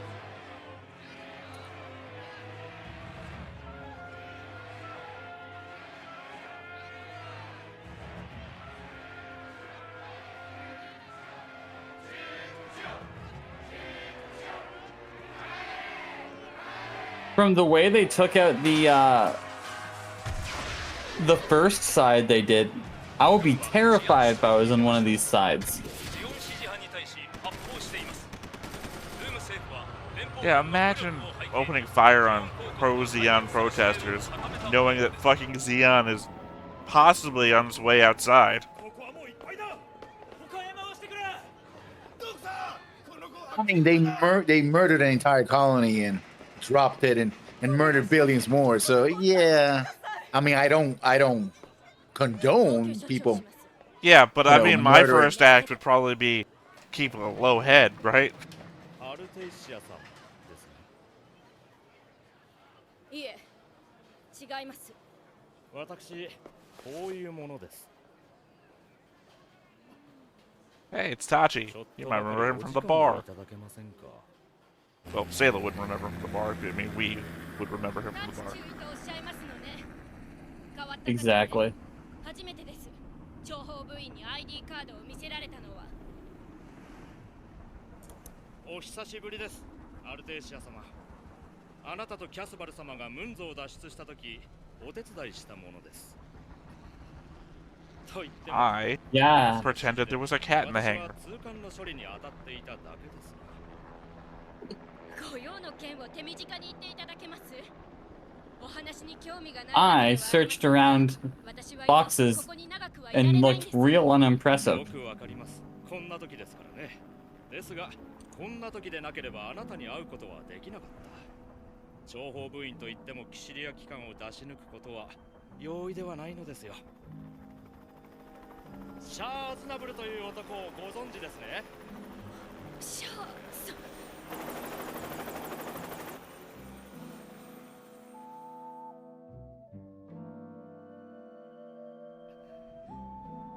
彼が何だと言うんです？彼は学生扇動の罪で士官学校を退学になりました。しかしその後、赤いモビルスーツに乗って手柄を立て、一兵卒から中尉になって、今やジオンの若き英雄です。She's gonna connect the dots. この男に注意してください。どういうことですか？それともう一つ、キャスバル・レム大君は生きています。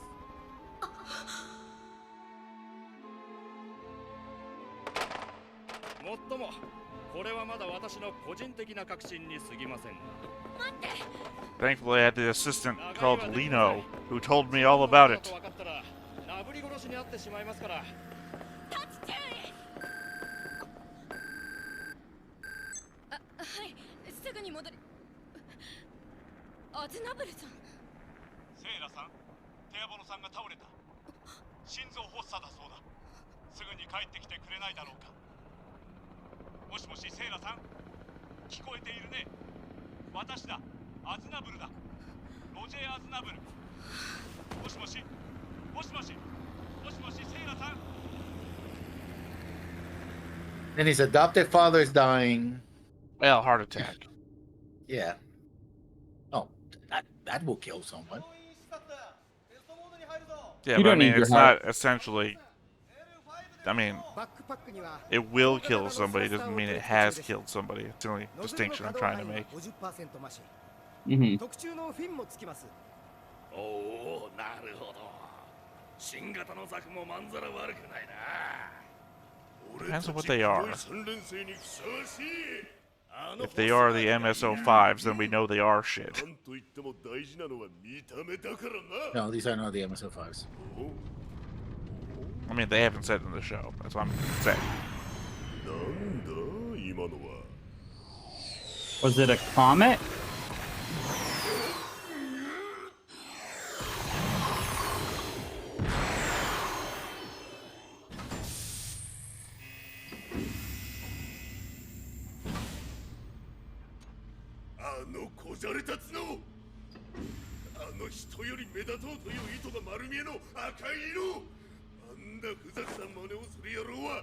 What are you talking about? You colored yours black.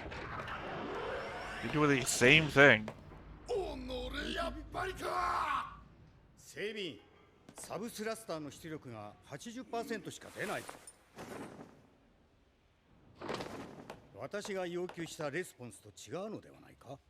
いやー、パイロットの負担を考えますと、あくまでリミッターは必要かと。構わん、外せ。Those thermoses you used to have in lunch boxes. いやあ、あなた方もご視察ですか。廃棄の完成が待ちきれないようですね。シャー中尉殿、晴れて士官への再任官おめでとうというところかな。しかも早々の2階級特進。A lot of those, huh? 予備役に降格だってのによ。赤い士官服はよくお似合いだがね。注意、規則違反じゃないのかい。ノーマルスーツも着ねえでモビルスーツに乗るのは。ガイア注意。ノーマルスーツを着ていようがいまいが、蒸気を破壊された時が私の。Well, you might think that, Kira. すぐに出るぞ。I wonder how he explains the helmet, though. Helmet's just a new addition. 出世したければ相応の手柄を立てることだ。Yeah, that is an interesting question. ルームが格好の戦場になる。君たちにはまたとない好機。ルームでどちらがよく働くか。 I mean, if your argument is if the mobile suit gets destroyed, then I'm just as in danger. Then why are you wearing an armored helmet in the cockpit?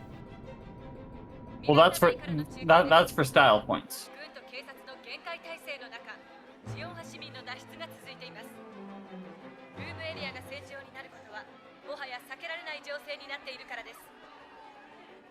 Revenge. 一晩地を地球に落とされたハッテの悲劇が人々から正気を奪っています。 Yeah, it should be Remember Island Ifish.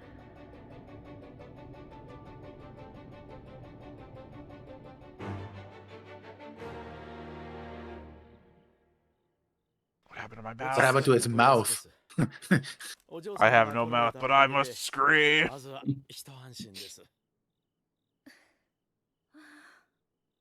In all seriousness, I probably think he's like in pain or discomfort and is pursing his lips.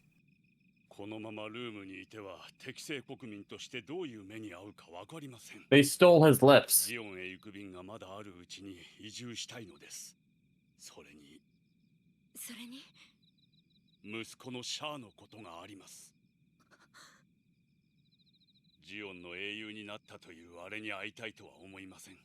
でも手紙の一つもよこさなくなってもあれはたった一人の息子です。 He's not really, but sure. I mean, if you go to Zeon, or if you go to Munzo, and he's at Munzo, that's a loose end. Oh. Yeah. Char don't like loose ends. Like Lino, for example.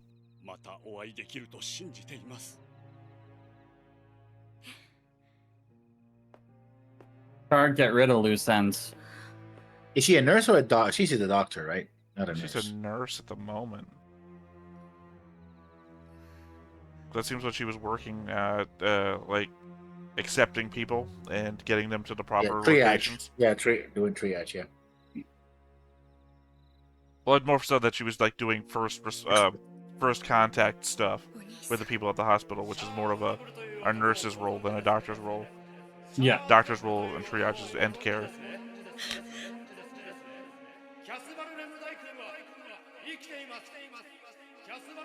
To be fair, the scene that he said that in, she should also be remembering all the helicopter blades. True. Oh, she figured it out. That's not good for her. I think if there's one person who's okay to figure it out, it's her.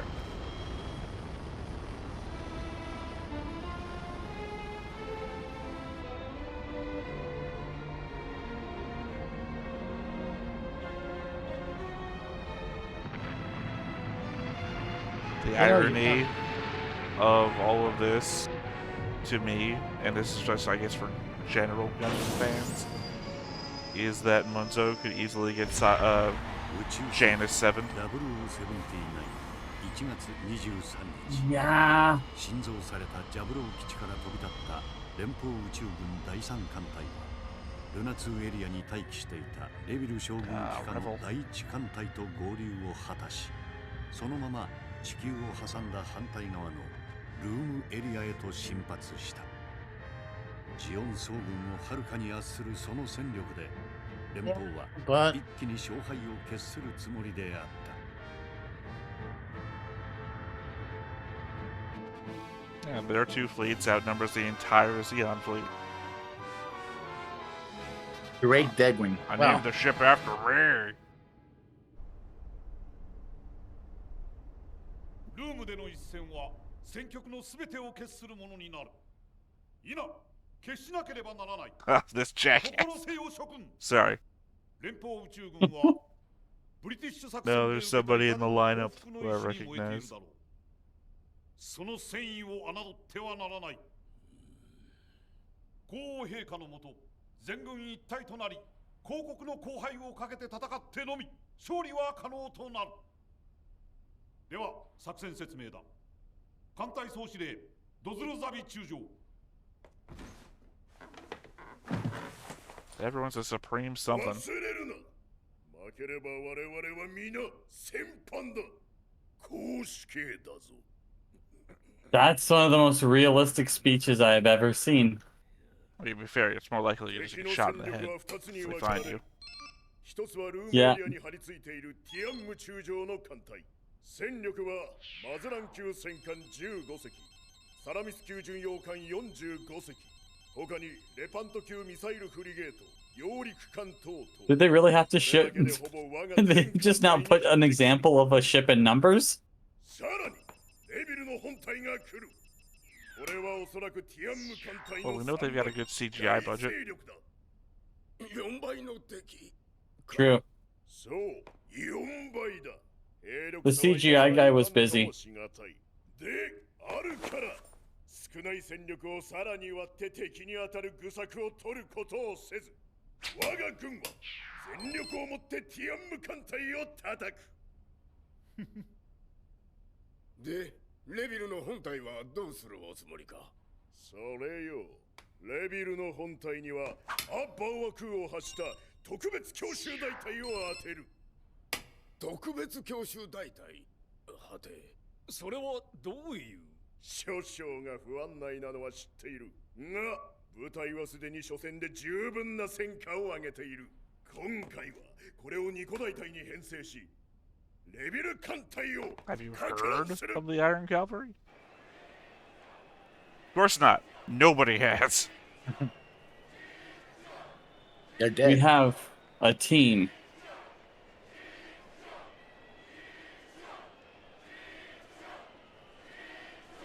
See, if we loop it, it looks like we have infinite ships. We got so many ships. They're just not built yet. Clamp. Hey, man. もう行くのか。おっちゅう、やったい殿。コズン、久しぶりだな。どうだ、いっぱい。せっかくですが、じきに輸送船団が出ちまうんですよ。 Isn't that the guy by the bartender, right? Yeah. Yep. Clamp. Yeah. Clamp is the bartender. He's on the board. How are they gonna get drinks now? They're leaving. タイ殿も人が悪い。先に降りちまうなんて。コズングラハム軍曹、これよりルーム戦線に出動します。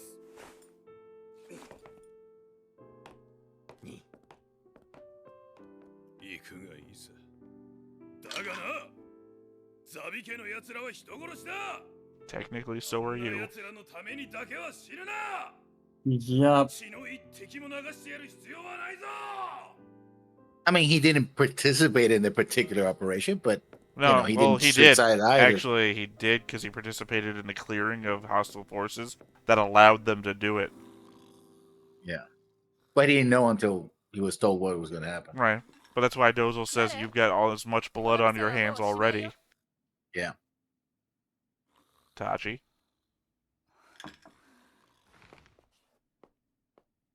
お久しぶりね。諜報部にいるって聞いているけど。逃げてください。キシリア機関の者が来ます。あなたとタイを公明罪で逮捕するそうです。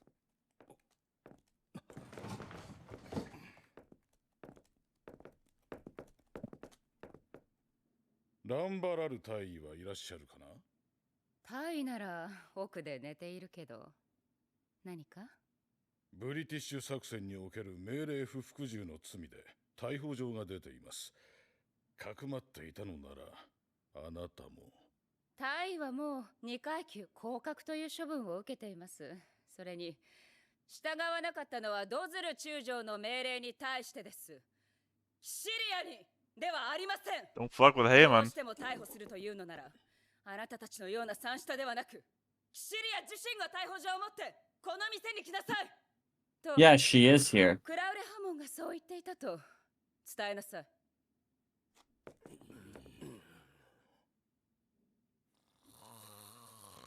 Oh, she'll show up. She has no. She'll like, okay, fine. Blow the whole place to bits. I think that's literally what I said first time I watched it, that I expected them to go upstairs and throw a grenade downstairs. A real Inglourious Bastards moment.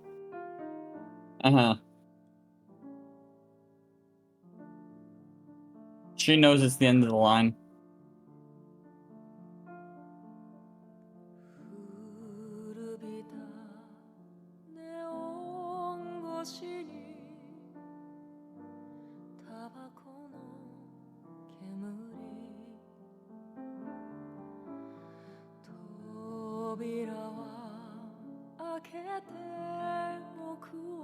All I'm saying is that I think Haemon would have defeated Zentradi.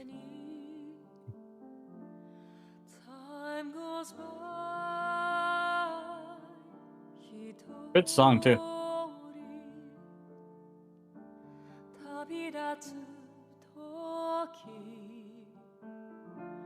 Don't say goodbye. 誰にもやがて終わりは来るの。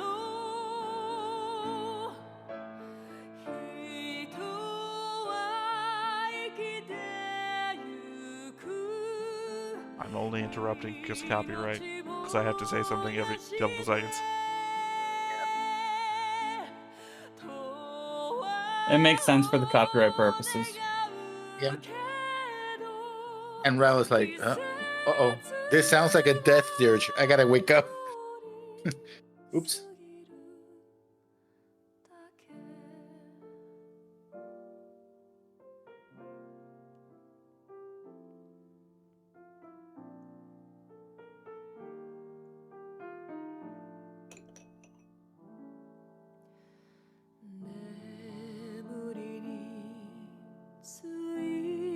I mean, okay, I do like the fact that, well, this has always been Gundam, but they do show the tragedy of it all, right? Not everybody in Zeon is in favor of these doing these things. Not everybody in the Earth Federation is heroic or far from it, you know. Oh god, I wish I could have seen at least one heroic Federation person. Well, this is a war tragedy, is what it is.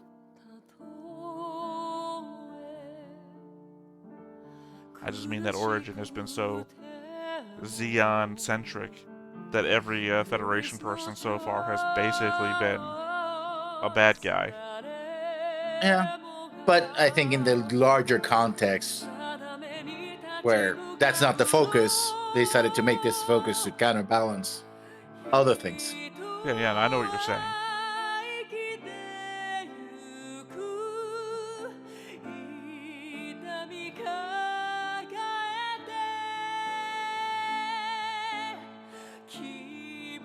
What about here? I was really worried we were gonna see a grenade.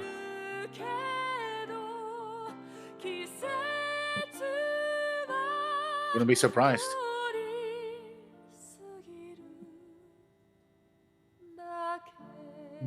I didn't see it coming. I thought maybe halfway through the song it would have happened, but I meant the camera shot of the stairs would have been the perfect moment. It would have been a cool moment for sure. But yeah, no, I mean, that's what I was saying early on about it really seems to justify Zeon's position in the war, about how overboard Earth Federation went in suppressing them. And then you have Operation British. But I mean, you can see the point of it. They've got this massively fortified bunker. If we can just hit it with one good shot, we could end the war right now. Yeah, but there's ways and there's ways, right? Yeah, well, we went one way. Yeah, they murdered everybody in a colony and then used that colony to murder billions more. So, you know, it was hardly a shall we say, Oh, don't worry. I will devil's advocate the shit out of it after the episode's over. Yeah. A precision strike.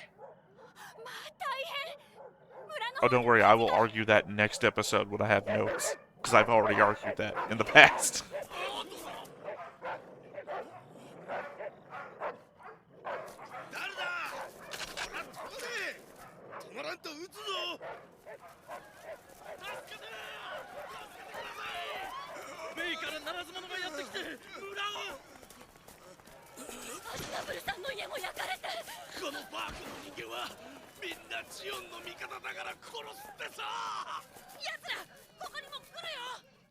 Oh, was that you, Ash? Catch him? So yeah, look, more Earth Federation assholes.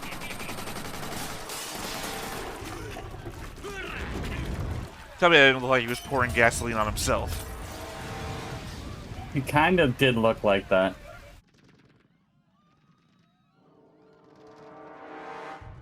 Well, that's the kind of thing that the sort of violence begets even more violence. Yeah, no, that's the normal Gundam message. Literally what we're dealing with in Gundam Seed, just in Eyes Watch right now. They've said it like 4 times. That's why I said Dozel's whole thing was the whole anti-Zeon speech. Not being the anti-Gundam speech.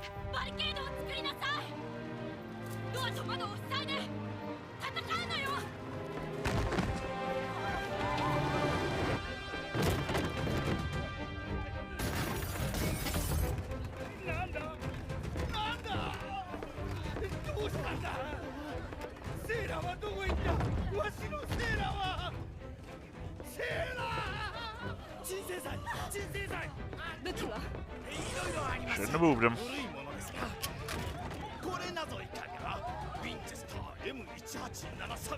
Hey, by the way, Chekhov's gun. You remember 2 episodes ago when we saw these guns mounted on the wall?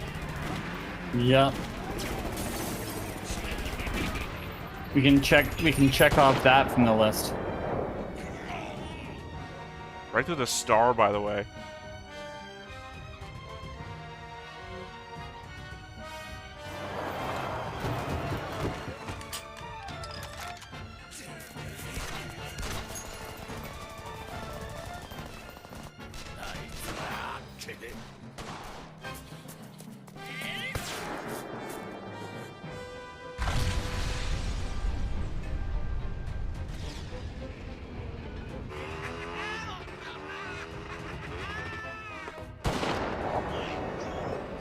God damn.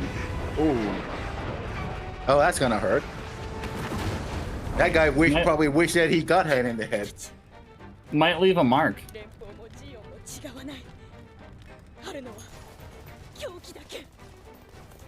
Oh, what a familiar sentiment.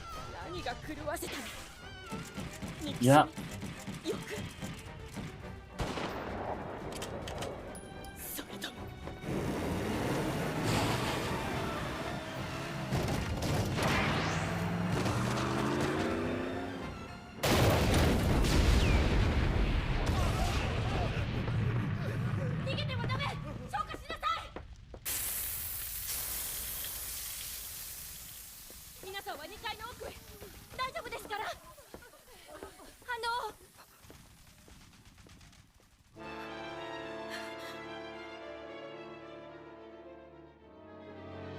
Yeah, no. Heart attack combined with that? Yeah. 申し訳ありません。処置はしたのですが、突然のこのような騒ぎでは。I mean, it's sad because he was the best father figure of the whole show. True. I mean, we spent an episode with him just being happy that he could have children, even if they weren't his.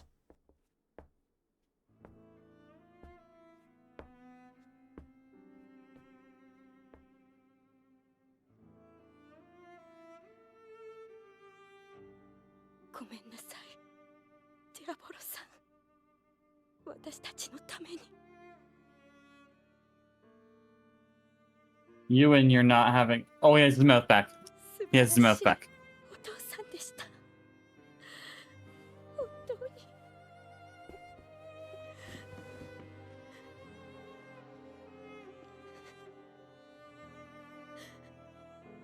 He was really a casualty of this whole situation.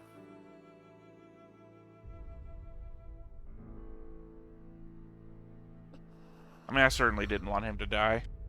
I would have been happy if he just never got shown on screen again. You know, just let us assume that maybe he's alive or dead. So I can assume alive.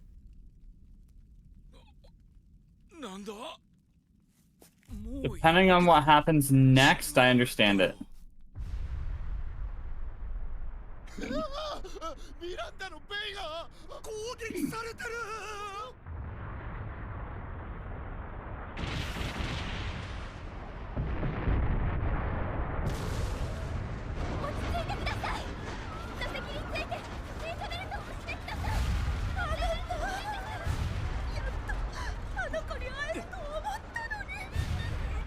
Honestly, he kinda will. Well, now. Chain reaction. Technically, original Char wanted to serve in Zeon army, so he probably went to hell. 神の加護というものがもしあるなら、お前は今ここにはいないはずだ。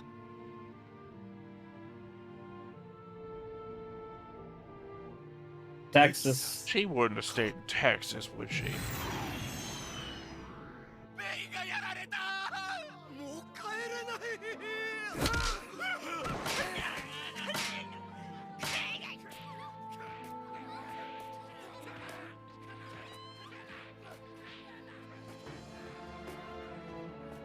I know you're sad, Sayla. Keep an eye out. These hills are filled with banana peels.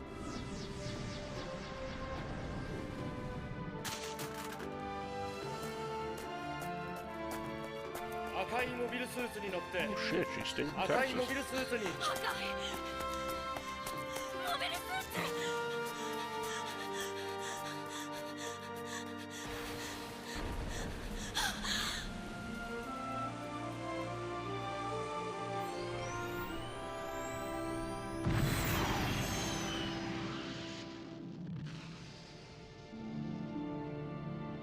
I'm glad she didn't shout something, though. Yes. Because you gotta be real careful about what you would shout.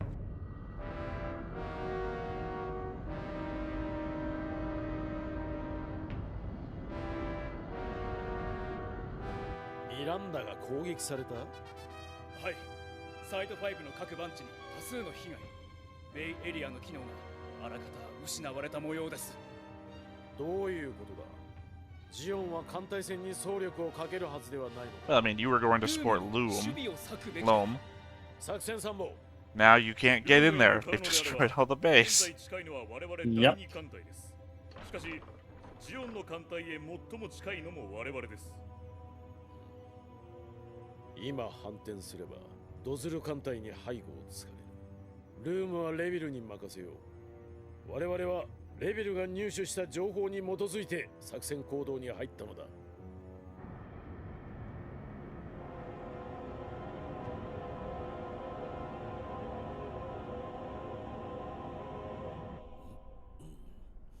ミランダのベイを敵が Oh, look, Rebel wears a bib. ベイで身動きが取れず、救援の要請が出ています。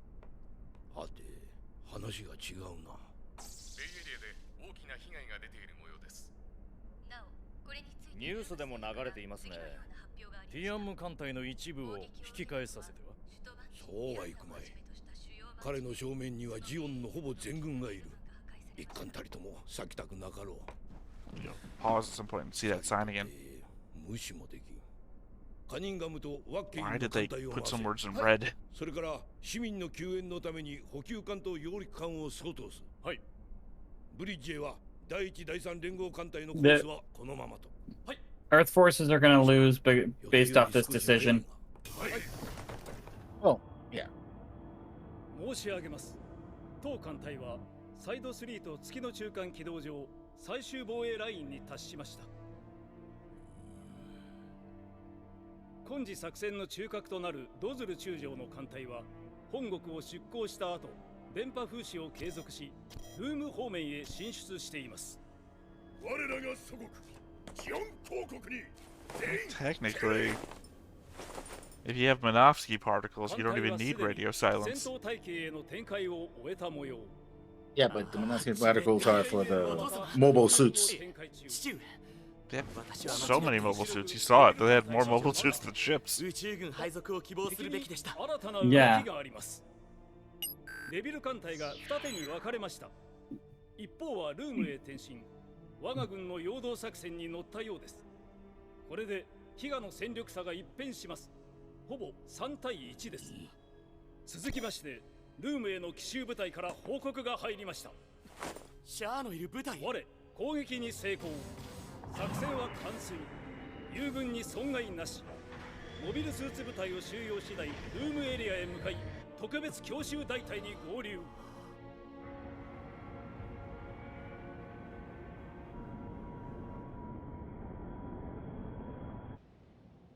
いよいよ本当の And it's the Black Star Trio. 戦争の幕開けなのだ。お前たちはその主役になる。連邦に勝つんだ。いいか、勝つんだぞ。勝てば全てが手に入る。チーム。 Sir, we're from space. What is an oyster? If we win, we all eat oysters. シャアという赤い変な野郎がいる。こいつにも勝つんだ。一番の美味しいところを奴に取られないようにしろ。行くぞ。 What's the prize? What are we not letting him grasp? I don't know. Can't be victory because if he wins, we win too. We're on the same side. Don't let him win the most? Yes. No, not be such a still killer, I guess. このまま彼らに接触してもらおう。ミノフスキー粒子はどうかね。すでにレーダーとデータリンクにダメージが出ているようです。偵察機は？はい。 I see they did the Minovsky particle thing. I mean, they're attacking Zeon. Yeah. There's no rule that you can't put Minovsky generators on your ship. 情報は逐次回すように。はい。距離1万を切ります。敵の編成は戦艦軍3、巡洋艦軍8、艦隊防衛軍4、戦闘機は16飛行隊224機。シャアは今この時にも敵の艦隊に向かっているというのに。落ち着けガルマ。世の中には死して当然のものとそれが許されぬものがある。精進して時が至るのに備えろ。お言葉ですが父上、兵士たちの犠牲について私には到底そんな。 Sounds like a Don Quixote quote almost. 濃度上昇が止まりません。画像状態が悪くなっていきます。戦闘開始です。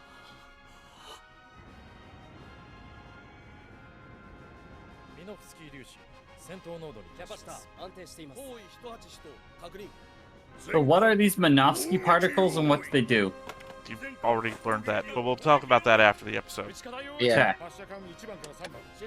I also appreciate the guy on the bridge with the telescope sort of thing. Great backup.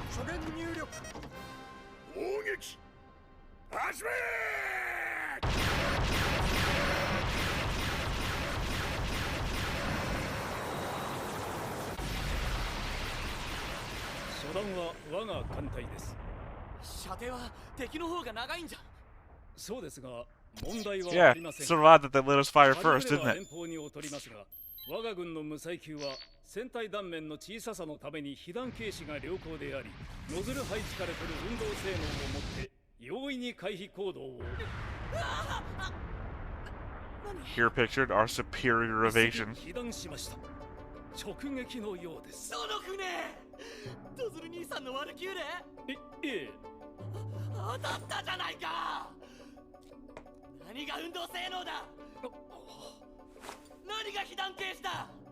もう味方が一隻やられちゃったじゃないか。 Yo, you're not meant for war, fam. Yeah, far more are gonna die. I mean, to be fair, you probably want more of him in command. Because you don't want to get into these fights.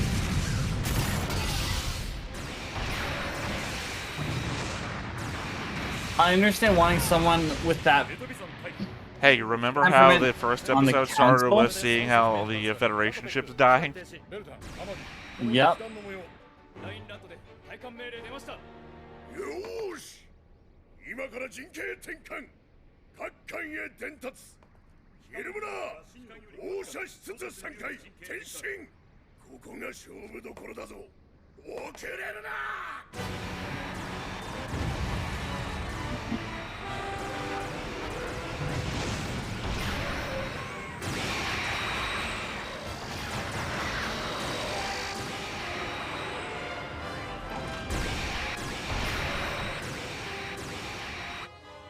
悪いが初戦で全滅だ。ジオンの奴らだ。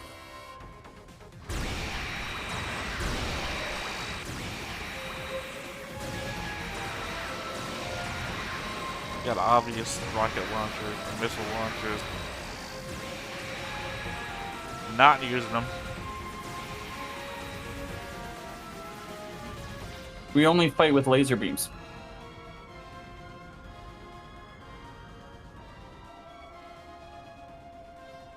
Kaka, ティアム艦隊が光線突入です。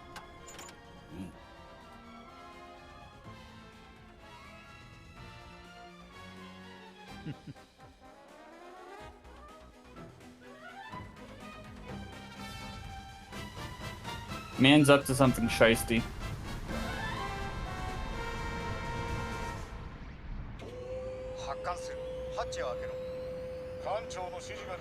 Here's the thing that's shiesty.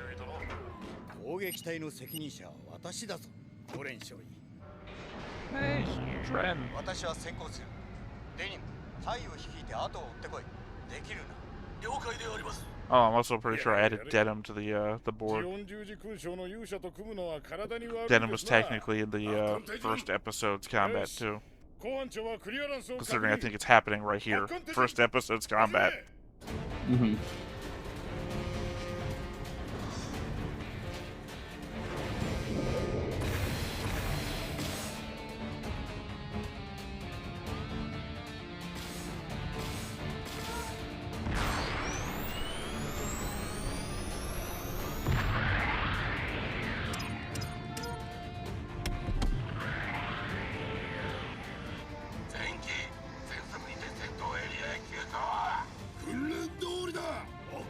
Oh, thank God you said something. I would have stopped.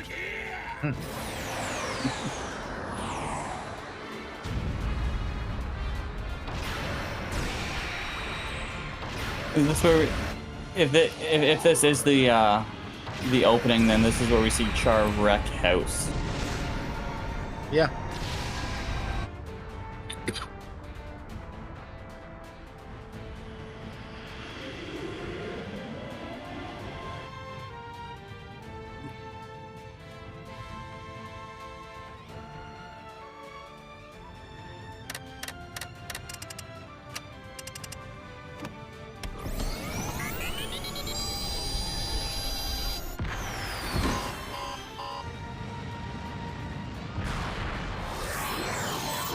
It also explains the name the Red Comet if they took off the limiters.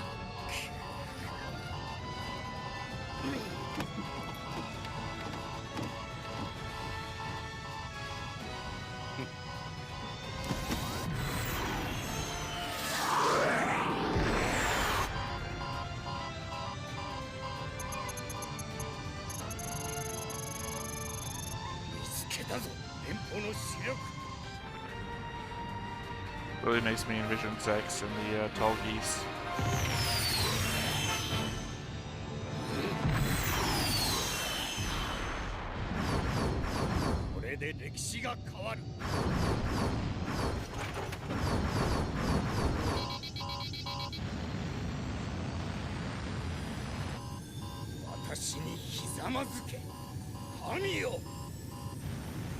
Oh, he swore on himself.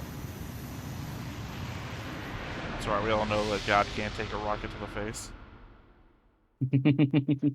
That's how I beat him in Final Fantasy X. Note to self: Rocket, good, super effective against God. Yeah, no, Minovsky particles. That was what, episode 3? Yeah. Oh, was that the stealth stuff and the protection? Well, it's both what powers it. Basically, it's a power source for the Sakwas, so the mobile suits. As a result of it, it tends to blank out radar and radio, which is one of the reasons why it allows mobile suits not get blown away at, allows Char to get that close and into the fleet because they couldn't detect them. Yep, I remember now. So, yeah, Devil's Advocate time. If Island Ifish had hit its target, the war would basically be over. 1/3 of the Earth Federation fleet, because we saw that it launched from Jaburo, would have been destroyed as well as the entire Federation leadership. It was a shot meant to cut off the head. I remember that I made some notes about this, but I will just share ahead of time that I also made the argument that the Earth Federation probably are somewhat to blame for what happened. I'd argue that the Zeon had all of the math and the trajectories in place for when they fired off Islandifish to hit Jaburo, and that what was it, a couple of days of firing that the Earth Federation fleet unsuccessfully did to try and destroy Islandifish before it hit probably changed its trajectory, causing it to hit the Earth in such a way that it broke into the multiple pieces and then caused mass destruction. Arguably, if they hadn't interfered with its path, it might have just hit one spot like it was meant to. I mean, you're still going to try to stop it. I mean, you're going to get taken. I mean, the problem with that is, okay, even if it hits in one single piece, the sheer mass of and the impact would have been even worse. It would have just, it might have wiped Charboard, but it would have wiped out probably most of South America. Yeah.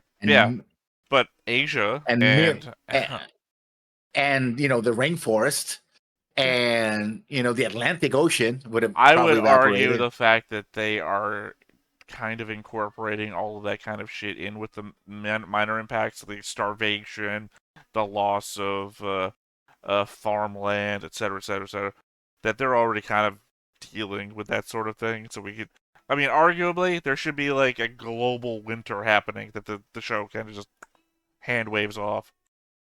So I would argue that that's kind of what we were already dealing with. We just would have dealt with a larger impact in a not an isolated area, but it would have been a Western problem. I mean, they still chose to use a civilian, a city of millions of people, which they murdered, so they wouldn't have any opposition, as a weapon in their war, right? Yeah, they were going to kill those people anyway. Again, as their point was, might as well make this evil a good. It doesn't. It just makes it worse. I mean, again, if you could end the war now in one stroke, it is our. I might actually have a debate about this next episode, because I think I wrote something down very specifically about the rationalization of using nuclear weapons in the end of World War II, about the debate about it that went on at the time, about exactly the same rationalization as Zeon is using here. So, kind of ironic that the bad guys are using the same rationalization that happened at the end of World War II. Which doesn't make the Americans look that great. Well, no, I mean, arguably, it was evil when we did it too. America does a lot of evil shit in the world, and then when the World Court puts us up for what we've done, we say, fuck you, we're not listening to you, because we're the good guys, and we fund you. So, I'm not going to deny America's kind of evil. Especially on the world stage.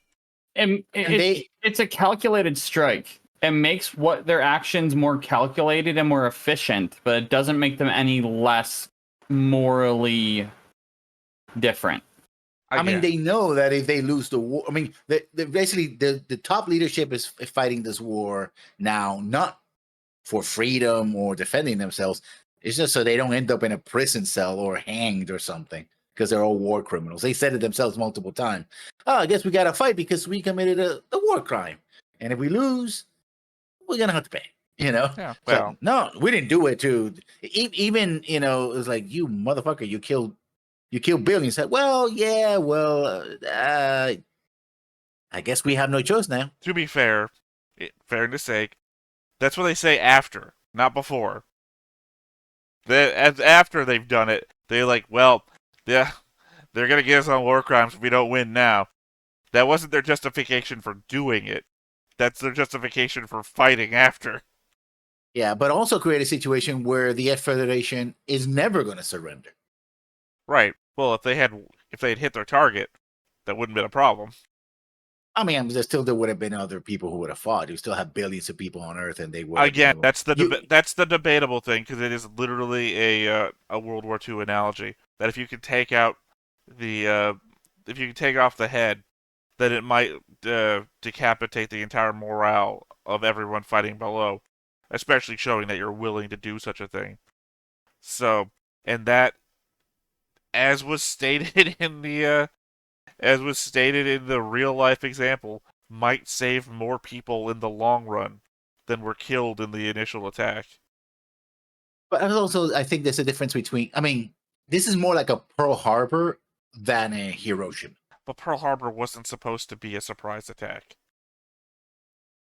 Still, it was supposed to be a crippling attack on the enemy fleet before it could mobilize and give time for the Japanese to build their island defenses so that they could defend. I mean, arguably, it's not likened to anything really, because Tokyo was never like the target of either bomb, so they weren't obviously trying to decapitate the head of the government.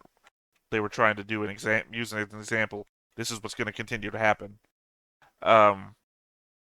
Whereas Zeon is very much like, this is their new base. This is where the fleet is being built. This is where everything is happening. If we take this out, it's gonna strike a blow to everyone. Yeah, they're trying to cut they're trying to cut the head off the snake 100%. Well, I mean, I'm just saying, I understand what Lessons is saying, is that there's other command in space, there's people on Earth that would still fight, etc., etc. So I'm just saying that it has got to be a massive moral blow to see your ally used as a weapon, and then lose your leadership as well as a third of your fighting force to your ally's dead body.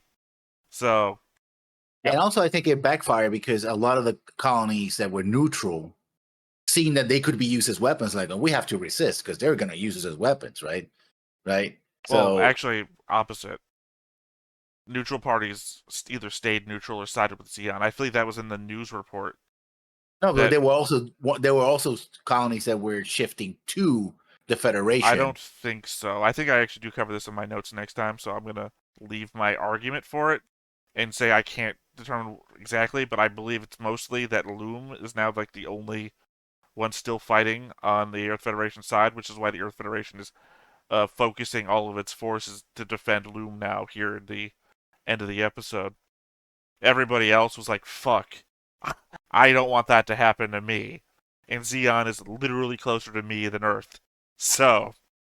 Yeah, Zeon took out so much opposition with that move. And also incited these people to. I mean, I don't. The looters are not on the right, but I can understand why they would go and try to kill as many Zeons as possible. It's like, oh, we're gonna kill these bastards because they're murderous bastards. They're not looters; they're more like raiders. They come from the side that already ejected all the Zeon people out, and then they come to attack the pro Zeon Banchai. So I guess because they're not there to steal, they're literally there to kill. Because we see them, the people running away, so they come to kill us, and then we see what they're doing, and they're just burning places down. Yeah, but I think they feel justified to do so because it's like, Zeons are just mass murderers. Well, we got to kill them before they kill us, right? Well, it doesn't help that you've already declared your allegiance to Earth Federation, and now you've got no choice but, any Zeon is a threat because we don't know what they're capable of anymore. Yeah, exactly. So I think ultimately it backfired. Again, I think the majority of the sides sided with Zeon out of fear, which isn't the greatest way to get allies, but still, they're not fighting against you anymore, and that gives the Earth Federation less foothold to do shit in. So I think ultimately it's to their benefit that they did it. Yeah. In the short term. I think in the long term it's not. Obviously in the short term, but I mean, we're still in the short term. Ultimately, I think with the fact that it's a 1-year war, given the show has said it multiple times, it's a 1-year war, that everything is ultimately in the short term. obviously not grand scope. A lot of military engagements don't last a year, but given that we know the length of the war, this is still short term. This is very much short term for a conflict of this scale to last a year. That's a long time if you actually look at the firepower being wielded. That's why I laughed during our reaction to Gundam Seed when the war has been going 11 months. 11 months, real close to a 1-year war, but we didn't want to copy it, so. Which is double ironic to you Gundam fans out there. Let's see, we covered the Minovsky particle thing. I think that's the only two things we stopped on and said we would cover at the end. What else? What else do we want to cover? I think what I have to say about the episode has been said. T-Blow's dead. I didn't like that. T-Blow was a good guy. He was a good dad. I think T-Blow's death is the death of compromise in a way. Because he was a member, he was on Earth, willing to shelter, Char and Edward and Sayla. Edward and Sayla. That's her name. Casval and what's her name? Well, no, when they were in Spain, they were Edward and Sayla. Yeah. Sayla remains Sayla, Edward becomes Char. Yeah, and so he was the compromise position in a way, an Earthnoid who was willing to help people from space who were being persecuted, right, and even bring them to the family. Well, he was friends with Jimbo's family. Yeah. Or Jimbo. So his death, ultimately, I think it's sort of the death of compromise. After that, there is no space for it. He wasn't friends with Jimbo. He was friends with Shu. Shu advises T-Blow to go to this place. So that's the connection. Yeah, because I was going to say, I don't remember what the connection was. Oh, because Shu goes and visits during the investigation, like, who are you letting in? And it's like, oh, it's Shu, whatever. And Shu has the conversation with T-Blow about it. So it's the weird third-party connections. Like a weird third faction, one might say. Anyway, shit, there was something else that... Right, compromise, because T-Blow has that whole thing with Jimbo when Jimbo wants to get with Anaheim about doing a... Cool. I don't know. A cool against Sabi, yeah. I mean, that's what Jimbo wanted. I don't know what Anaheim's end goal was, because Anaheim funding a resistance, technically on a colony that still has Earth Federation forces on it, is a... Anaheim just wanted to kickstart the war early so they could sell stuff. Right. I mean, I understand that, but it would be their stuff being sent there, and the Earth Federation obstinately would have had to defend Munzo against assault. So you wouldn't just be fighting the Munzo Defense Forces, which is what becomes, or what the Zeon forces become. Yeah, you would be also fighting Earth Federation forces. So, but I think also maybe Anaheim was calculating, maybe somebody in the Air Force, this might be an Air Force, that if they can do that, they can destabilize Munzo before they get coordinated, fighting amongst these other factions, and then whoever faction wins would only win with the support of Earth Force. Yeah. Air Force could take advantage to, the Rouse are winning. Casval is the real. Oh, we're going to support Casval and his. Zabi, so I guess we have to stomp you to the ground. Oh, wait, no, they failed to take over the Zabi family. Oh, well, you had some casualties. We're going to come in and try to support you and, maybe put your dear old youngest son, in protective custody just in case. Because it's dangerous out here. You can't have him here. Maybe send him back to Earth, Well, we know that wouldn't have worked. That was the whole point between the Caecilia Casval scene. Yeah. I don't know. Your situation is post Anaheim involvement, in which case there might not be the people to stop it from happening that there were when Caecilia implied it. Either way, I don't know that it is actually. I was agreeing with you before, but thinking about it for a bit, I don't know that it's the death of compromise, which is very poetic, I'll give you. But Tiblo didn't do it out of compromise. Tiblo did it out of competition. He didn't want Anaheim, which is apparently his competition. So I don't know if he represents Zionic or some third corporation that we just don't get told about. But he calls Anaheim his direct competition, and he just didn't want to do shit with his competition. No, but he also said basically that doing that would attract problems, right? That they would he become a target, which is exactly what happened. Right. Yeah. Right, but I don't think that's compromise. No, I don't. I know. I mean, I'm talking about compromise in the sense that you have someone from Earth who is willing to protect space noids, right? Especially from literally the children of the man whose ideology is driving the separatist movement, right? He doesn't really gain anything for it because he doesn't get contracts or anything like that, or becomes more endeared with the Zabi family. In fact, he's taking a risk. It might getting just killed. be me, but the use of compromise in this situation sounds like a negative, whereas it's more like unification or something. I don't know, it's just the way that you're using compromise and then describing it sounds like he did a negative thing for himself. I mean, yeah, he took a hit. He took a risk, basically. Right, but I never felt like he was doing anything where he thought, like, oh, fucking space noids, but I love those kids despite their race or heritage. It felt just more like I'm bringing friends in and we're getting together. The band's getting back together, boys. It felt more like a happy thing. Like, I don't know. I mean, yeah. I mean, compromise in the sense of considering the escalating nature of the situation and how dangerous it was to have these kids in his house because he knew who they were. Yeah.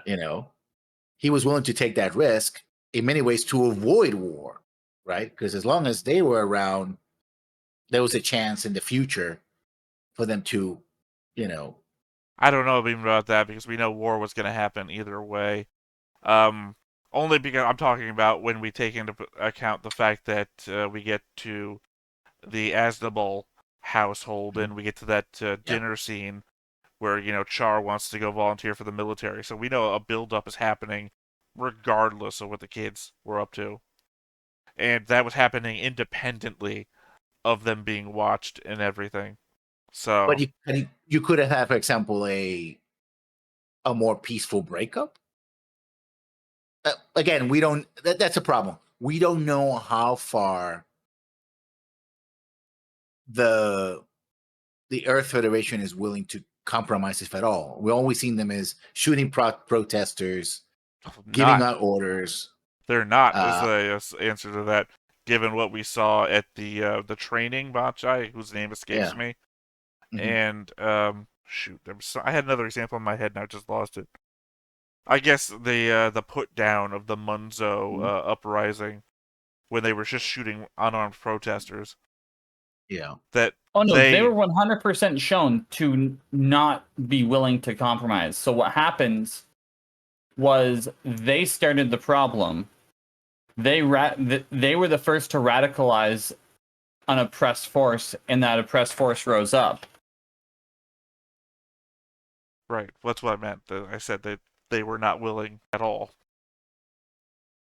So, I mean, ultimately, I feel like the point of origin is that the Zeon, the creation of the Principality of Zeon was inevitable due to the, oh god, my brain's not putting words together anymore. Due to the oppressive nature of the Earth Federation.